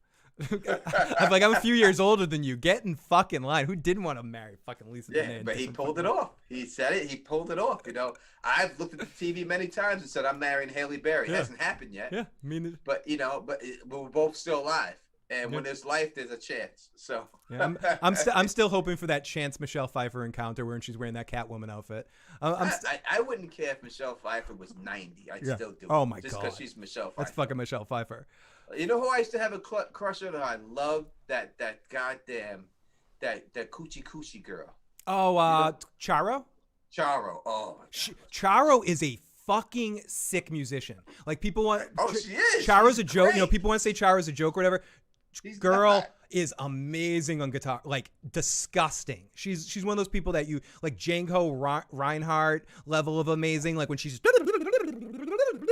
like it like I'm not even giving it justice with how like shut this shit off right now and go look up Charo killing it on the guitar or something. She's just, or mandolin or whatever. She rocks. She's talented motherfucker. I wanted her so bad. My whole life was Love just all Boat. about She Charo. was all about the love. Everything, Yep. everything about her just made me. It's Coochie. her accent, Coochie, the way she coochie, talked, Tony. the way she moved, everything. Like she could have did anything she wanted to me, and I would. Even now, listen, I don't know if she's alive anymore. Hopefully she is. I don't know if Charo's alive, but I don't care if she's 100 years old. She could have me. Jesse's like, language stuff on. Yeah, fucking A. Oh, someone else said in the live chat, I'm not sure if I remember this. There was some sort of fight with Robin Givens and Holly Robinson, knocked out Robin Givens. Do you know anything about that, Tony? I didn't. I don't know if Holly could knock out Robin. I would think it'd be the other way around, but yeah. Holly must be gangster. Yeah. No, Santivia said, I was actually just talking about when Holly Robinson knocked out Robin Givens. I don't know if I heard of that. Whoa, that's fucking awesome. Yes, Santivia. Charo, she plays the hell out of it. I remember, like, she's on a lot of things, but she's on one of the seasons of The Surreal Life, and it's just hilarious to watch her interact with other less sort of musicians. Like, she's like, you just want me to bullshit on the like, she's dealing with Jordan, I think it is, Jordan Knight from fucking New Kids on the Block, and she's just like so fucking annoyed by him because he's just Charo Young. She was born in 1951. She's 70 years old. God damn, she still has that. She's 5'4". I knew she was short. And AK says, "Yep, whoa, Holly can definitely throw those hands." Hey, Oakley, great to see Oakley in the live chat. Oh, she is so gorgeous. She's what a beautiful woman she really was, and she played up. I mean, she played up everything. Like Charo was like, I would say like it's like who wanted. Charo is Carmen Electra, but with talent. Yeah, or all those characters like, and she kind of took, or if you want to compare to her era, Zsa Zsa Gabor with talent. Yeah, but Zsa Zsa, her talent was to marry a motherfucker. Yes, Ava that was actually on Ava Gabor, her sister actually she was on Green Acres or some other shit. Yeah, she could do that. Listen, as she said, her famous line, who I think is one of the greatest quotes, it should be in the history books. Her line, she said, what'd she say? How'd she say it? I gotta look it up. Yeah, look at Santivia says, "Oh, Mike said he caught Robin Givens in bed with Brad Pitt." Oh my God, how's Brad Pitt alive? So he claims that happened. She says it didn't happen. Brad Pitt never commented on it. Brad Pitt never said anything about it. Yeah. But he said he chased him out the back door. He said he ran out the back door. But she was dating Brad Pitt. She was the first one who was dating Brad. When Brad Pitt was first coming on the scene, when he's acting, he dated Robin Givens and was living with Robin That Givens. doesn't surprise me because Brad Pitt, a lot of people don't know, was his first, or one of his first acting jobs. This is like the third time I've mentioned it today, which is weird, was on Growing Pains. He played one of Carol Seaver's boyfriends. And I believe maybe even the boyfriend that died, possibly. I could be making that part up. But Brad Pitt was definitely on Growing Pains. So he's probably in that whole sitcom actors circuit. And Jay says in the live chat, Brad admitted it happened. I saw the interview. Oh, so Brad did admit it happened. Oh, okay. So, whoa, that must have been. How scared are you if you're Brad Pitt and you're having sex with Mike Tyson's girl and you hear him coming in the fucking front door? Like any person in that situation, if it's not Mike Tyson, you're fucking scared. You're like Patrick Dempsey in Loverboy with the three guys chasing after you with chainsaws. You're like running out the fucking window and going crazy. 21 Jump Street 2. Mike said, that's it. That's the line. She said, the line says, "I'm a marvelous housekeeper. Every time I marry a man, I keep his house." Did Charo say that? No, Zsa Zsa Gabor. Oh, that. I'm a marvelous housekeeper. Every time I marry a man, I keep his house. That is a great fucking quote. I think, oh no, thank you, DJ. It was Matthew Perry, but I believe Brad Pitt was on the show as well. Matthew Perry was the boyfriend that died on Growing Pains. Thank you, DJ. Because I knew it was a couple people, like that show had Brad Pitt, Leonardo DiCaprio, and Matthew Perry on it. And fucking Kirk Cameron was the sex symbol. Yeah, he was. He was. He was the big sex symbol. He was the until everyone seen how religious he was. Everyone just seen him as that kooky little guy on the show. But when he got older, people found out who he truly was, and they seen how super religious he was and how crazy he was. It's more the about it. crazy. It's the it's not the super religious necessarily. People want to have that. It's the crazy, super religious, crazy type beliefs, like Crazy. cultish beliefs. And when they figured that out, then that's when he fell off. And then he was only making, those type of movies. He could only make like Left Behind. He could only make movies like that, like his career. It happened actually during the Growing Pains run, because that's why that girl that I always had a huge crush on the show. It was the girl that was his nanny for a while. She was blonde, and then they ended up hooking up on the Julie was the character's name on the show. She was an actress. I heard her talk about it on Howard Stern. When he found God in between 2 seasons and some shit, fucking started becoming a fucking psychotic asshole about it.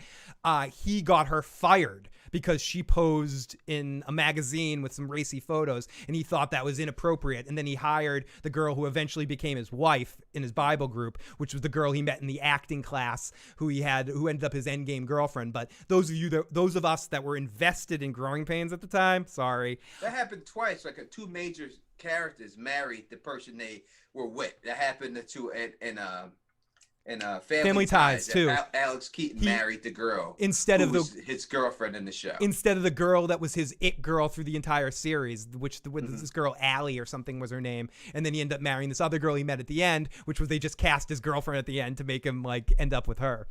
And he married that. They did that twice in there. Which if I was, look, you gotta look at it like this. In different strokes, Willis was a bigger star than Janet Jackson. Janet Jackson was just Kimberly's friend. Yeah. And that was just his girlfriend. You know what I mean? That's all she was. And that's fucking Janet Jackson. Yep. You know what I mean? And Todd Bridges, was the star of the show. And Janet Jackson was just a side piece of the show. So that's the way it was. And, in certain times, and stuff like that, George Clooney was a side piece in Facts of Life. Yep. When they did this, when they had Joe's boyfriend. I believe it was Joe's boyfriend, right? I think. Yep.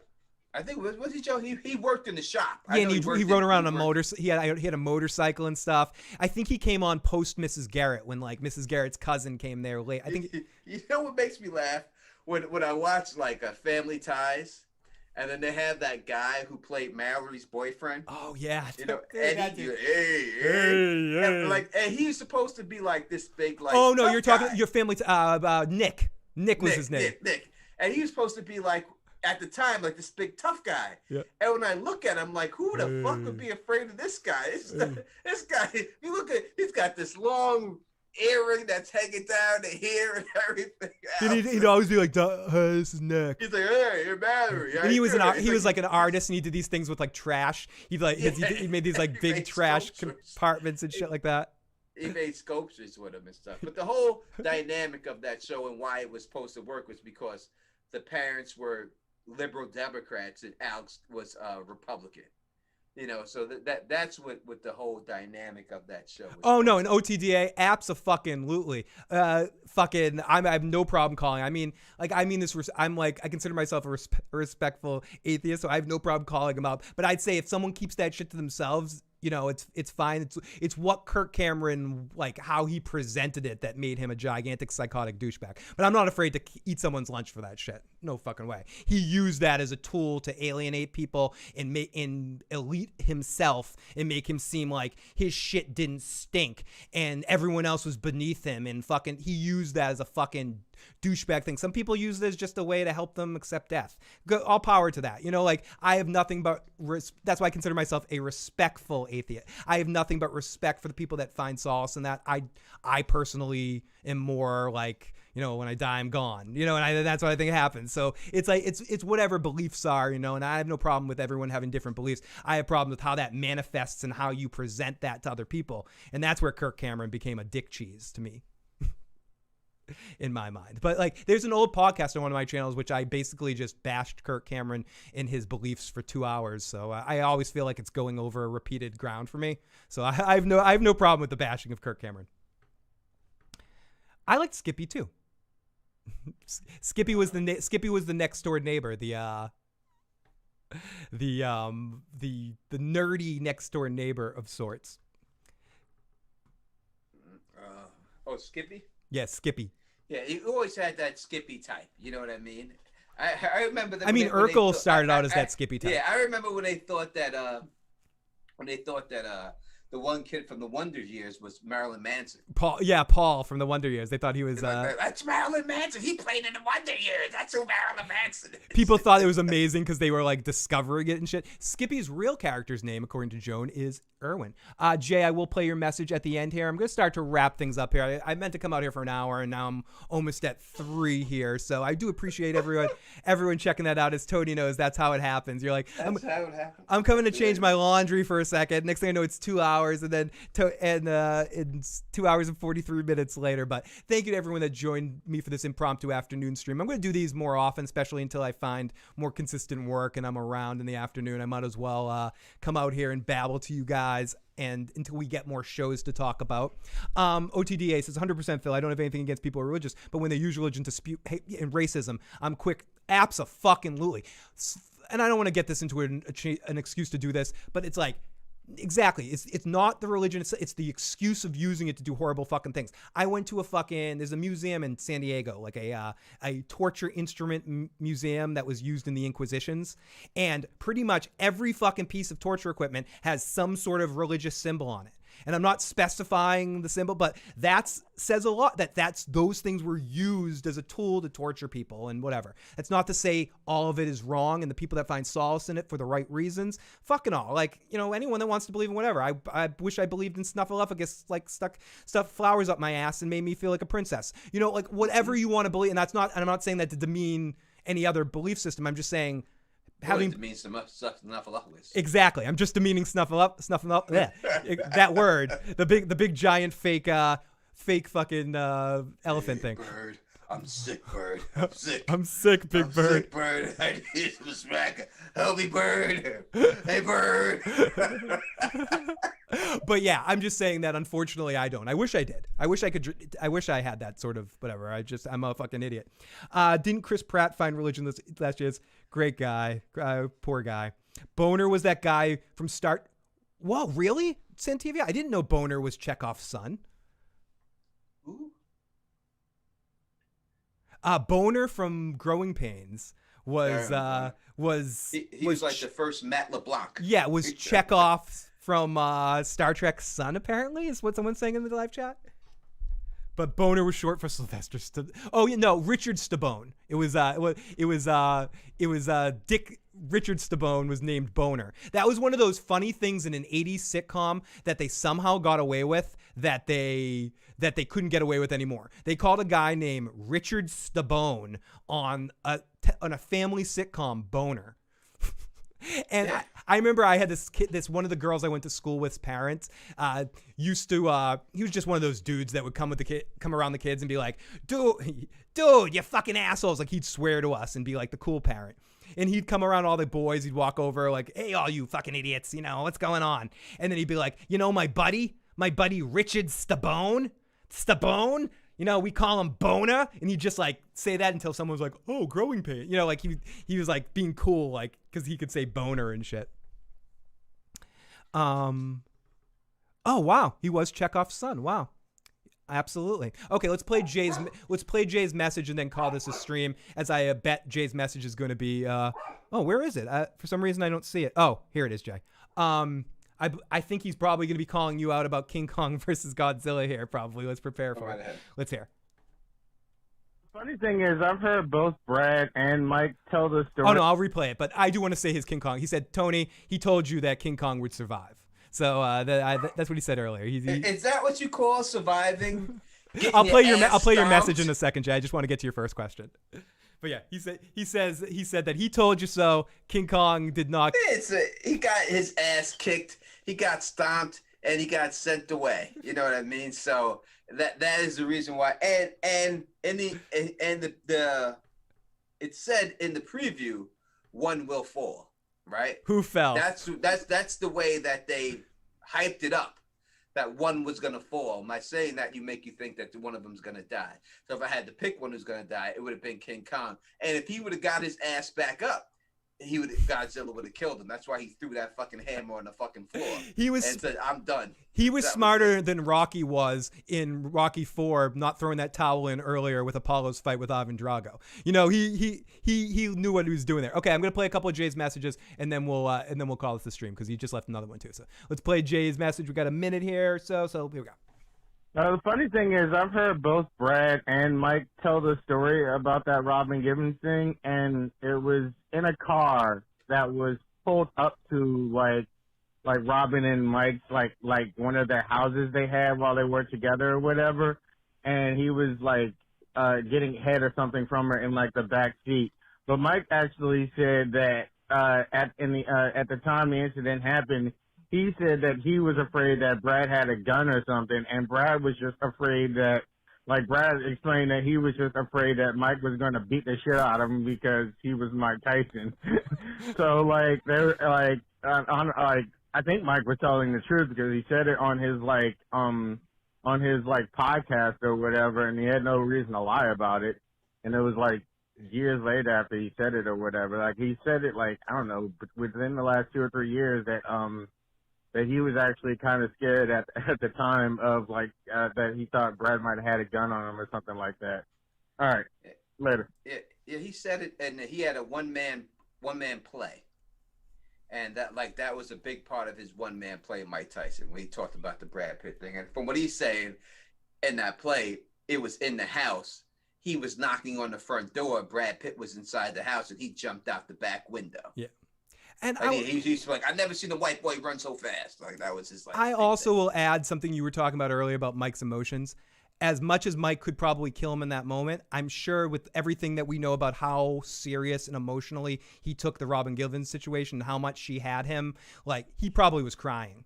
Like, yes. in that moment, he probably could not move and function. Anyone, like, I've been angry. I've seen those situations. My initial reaction, like, my anger isn't my first function in that moment. It's if you really care, it's like, how could you do it? I could see Mike totally breaking down, crying, and not even having time to find him and run and kill him, and then making up. Yeah, I thought he has a gun later, just to save face of not, like, crying his fucking eyes off. Yeah. But I could see Mike just losing his shit crying in that moment, probably. Without doubt. I mean, I would. I mean, you especially if you're. It's hard if you catch your girl cheating on another man. It makes you feel like less of a man. Yeah. It questions your manhood. Like, what am I not doing right? And just your worth in general, like of what am I not doing right? And especially in Mike, where Mike was questioning that already, considering the interview, considering everything Robin Givens was mentally putting him through about, like, putting him on the spot. Listen, not saying it's right or anything like that. But 100% it's not right. And I'll say, let me be clear, it's not right for anything. But listen, women hold the key. When you're sitting there and you're telling some guy, like, it's like, I'll give you a situation like out here. There was this girl up here, and she cheated on her man was locked up. She was cheating on him with this other guy, and then she got into his face when she got out, and she was like, I cheated because I don't want you because your dick is small, and you can't satisfy me the way he does. He's a real man. He knows how to, that's so hurtful to a guy. Like, if you really care about that chick, to hear those words devastates you. Like devastated. And what happened in that situation, and this is a true story I want to tell you, who lives out here, is that guy confronted the new boyfriend. The new boyfriend came out swinging at him out the house. The guy pulled out a gun. His friend pulled out a gun that he was with, and his friend blew that guy's head off. Oh my God. Horrible. So now the guy who actually was the boyfriend, he didn't do it, but the guy he was with had the heater on him. And when he seen that guy getting beat up, he blew that dude's head off. So, it's things like that drive people. Like, people are like, oh, emotions drive you to do crazy stuff, and women can hurt your emotions as a man more than any man can. And Joan, I'm not saying it wasn't, like, again, I wasn't in that room. I'm saying some of the stuff that she was saying in that interview, from my impression, she was putting Mike on the spot, and that was the first time he had heard a lot of that stuff. From his perspective, I don't think he was beating her or being violent. I don't think he was beating her on a regular basis. She was just trying to say stuff to make people feel sympathy for her. Right. I think it was drugged his ass up so much that he couldn't even move. Yeah, I don't think he was just like a dummy, just sitting there like. from what everyone said in retrospect, and I could be wrong. I'm just saying what I heard here. I think it was more she said in that interview, I feel like I'm constantly walking on eggshells in fear, like he could blow up at me at any time. And I believe that. And I believe that too. his that I've seen that, right? So I've seen him do that. So I know that his emotions is fucked up. So I could definitely see her being in fear of that situation that he's and what I mean by put him through it is I mean by instead of talking to him about that in a private setting in therapy to be open about it, from what he and her have said, I've heard that was the first time she had said that stuff to him on a live taped interview, putting him on the spot there instead of talking to him about the problems that they have on a one-on-one basis. And it's easy to believe when you have a guy, especially a boxer, who's a maniac. I mean, listen, the guy says, I'll eat you. Like that whole thing with Razor Ruddock. If you look at that whole thing he did with Lennox Lewis, I'll eat your kids Lennox and all that, he's crying. Like he's got tears streaming down his face while he's saying all this stuff because he's all over the place emotionally. He doesn't know how to, and like I am like that, not to that extent of his, but I understand how with depression and everything will get to you. I don't think people deal with depression would truly understand, but it's a lot, you know, and where he came from and everything he's been through, it's you know, it's a rough deal, you know. Yeah. Howard Stern said it himself, like, you know, therapy saved him.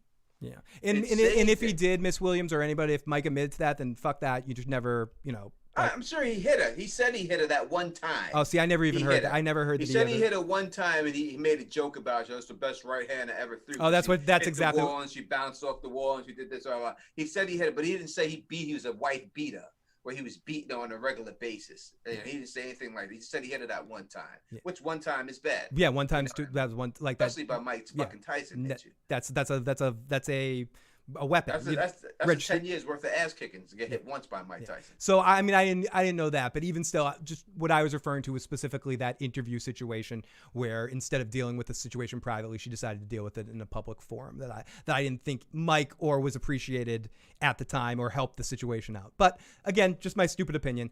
Here is Jay with a response to the King Kong stuff. Tony, I don't care about details. I did not tell you Kong was going to win the fight. I told you Kong would not die in the fight. That's the only thing I said. Yeah, Kong lost, but guess what? He did not die. I was right. You were wrong. Get over it. All right, I'm over it. I never even thought about it until now. But I will say yes. If that's what you're talking about, that you said that King Kong would survive and not die, and I said he would because I did say that, then you 100% were right. 100%. I think that's all Jay wanted to hear, Tony. And Miss Williams, no doubt about it. Absolutely, and I think that Tony was hinting at that too, considering how. But sometimes living ain't two things. You know, I wouldn't want to live the way he got his ass kicked. Yeah, I don't want to see Godzilla at the family function. You know, like when next time they bump into each other, Godzilla's gonna be like, "Got your fucking." I mean, that's the. Godzilla looked over his shoulder like this, and King Kong would. Yep. And the Godzilla was like. Yeah, after Mecha was gone, he was like, "Do you want me to finish you off right now?" And he's like, "Nah, we good. G. You got you good. We cool. We're good now." And good. That's Jay said that's all he wanted. And Miss Williams, absolutely. And that's what Tony said. Thank you for people that corrected me with any facts of the situation that I might not have known. But considering how quickly his emotions change, like seriously, like Tony said it earlier. I couldn't imagine being friends with Mike Tyson, let alone being in a relationship with him, and the fucking on edge you must have feel. It was fucking horrible for her. I hate to say he's a psycho because it's not his fault. He's not a psychopath, but he is. I've seen him multiple times flip from happy to sad to furious to crying to. And it's not just like he's a little happy or a little sad. It's always like crazy. Like he's emotions. crying. He's sobbing, not just like sniffling, like a whole bunch of tears is coming out of his like it's just there's a lot of guilt and feelings there. I'm just in case Mike ever watch it. We love you, Mike. But anyways, I'm not fucking with you, Mike. I'll blow your head off. I'm not playing. Yeah. He does. Tell you, I'm not playing with Mike Tyson. Anyone like that, man. Any person professional come at me like that, they best know that you think that you worried about Brad Pitt. I really am. Yeah. So exactly. And I'm hiding behind Tony. Hey Phil, just saying hi. Nice to see your face. Area code 478. Thank you so much. And I want to say thank you to all of you guys that checked out this stream today, and thank you for Tony for jumping in on the second half to share some fun with me. Glad you had a useless day of work going in for a few hours and should have been able to stay home. And if anyone's watching the show, Mayor of Easttown. I was going to say what you say all the time. And I was going to say, I think you say that because of Clint Eastwood, because like just it seems like, Clint could probably be the mayor of a lot of old Western towns. Not that this show's about that, but Tony and Elamar will be on tonight around 8 p.m. Is it? Or? Yeah, I think I think it's 9 p.m. my time, 8 p.m. Elamar's time. Okay, so 9 p.m. Eastern Standard. I think it's 9 p.m. Eastern, and that's 8 p.m. her time. So awesome. I think that's the time. Tony will be there tonight talking about the latest episode of Mayor of Easttown, and it's sketchy because it looks like I'm going to be right, which makes me think in the end I'm going to be wrong. Now, too much adding up to Bridge. Right. Thank you for calling me on that, because I thought it was Mayor, not Mayor, but then I corrected myself and said Mayor, but it is Mayor of Easttown. Yeah, Mayor of Easttown. So, or I could say it even like I'll just take Tony's mistake and my mistake and call it the Mayor of Eastwood. Actually, Clint Eastwood's the new movie starring Clint Eastwood called The Mayor of Eastwood is going to be all about. But say. Lots of love to Siren in the chat. Lots of love to Miss Williams in the chat. Lots of love to Bridge, AK, Jay, Jesse, Joan, OTDA. We got Dwarfburger, who's back from the zoo. Hopefully you had a great birthday day at the zoo with the kitty. Santivia, DJ Better, I saw you in there earlier. All the friends that joined me this afternoon for this 3-hour random afternoon broadcast. I will be on again sometime this week, maybe by the end of the week, to do another one of these afternoons. It is kind of a hectic week, but if not, I think Joe and I might be on doing something next week sometime, and Matt and I will definitely be on next Tuesday to talk some Sopranos. So yes, exactly. But I have a new side project called The Mayor of Eastwood coming out soon. I'm not going to be talking about any show. I'm just going to be talking about Clint Eastwood and Westworld. But yes, definitely check out Elamar and Tony tonight. AK, lots of love to you as well. Tony, thank you so much for joining. Thank you for having me. And if you haven't already, definitely subscribe to Teflon TV for all your Game of Thrones, Song of Ice and Fire stuff right now. Also, I'm not sure what the next show Tony's going to get into after Mayor of Easttown, but he always picks some new shows to get into, so we'll see what the next show Tony works on after that is, but lots of great stuff for some other programs. So if you haven't checked out Teflon TV for whatever reason, make sure you check it out, and I'm sure he's talks about some show or has talked about something that you've watched before. Yeah, this Mayor show, I'm seeing if it can put me at 50K before it's all said and done. You just gotta hope, like, every show that you're getting into, you have like the bad luck of HBO fucking like that other show which I finally watched was fucking amazing.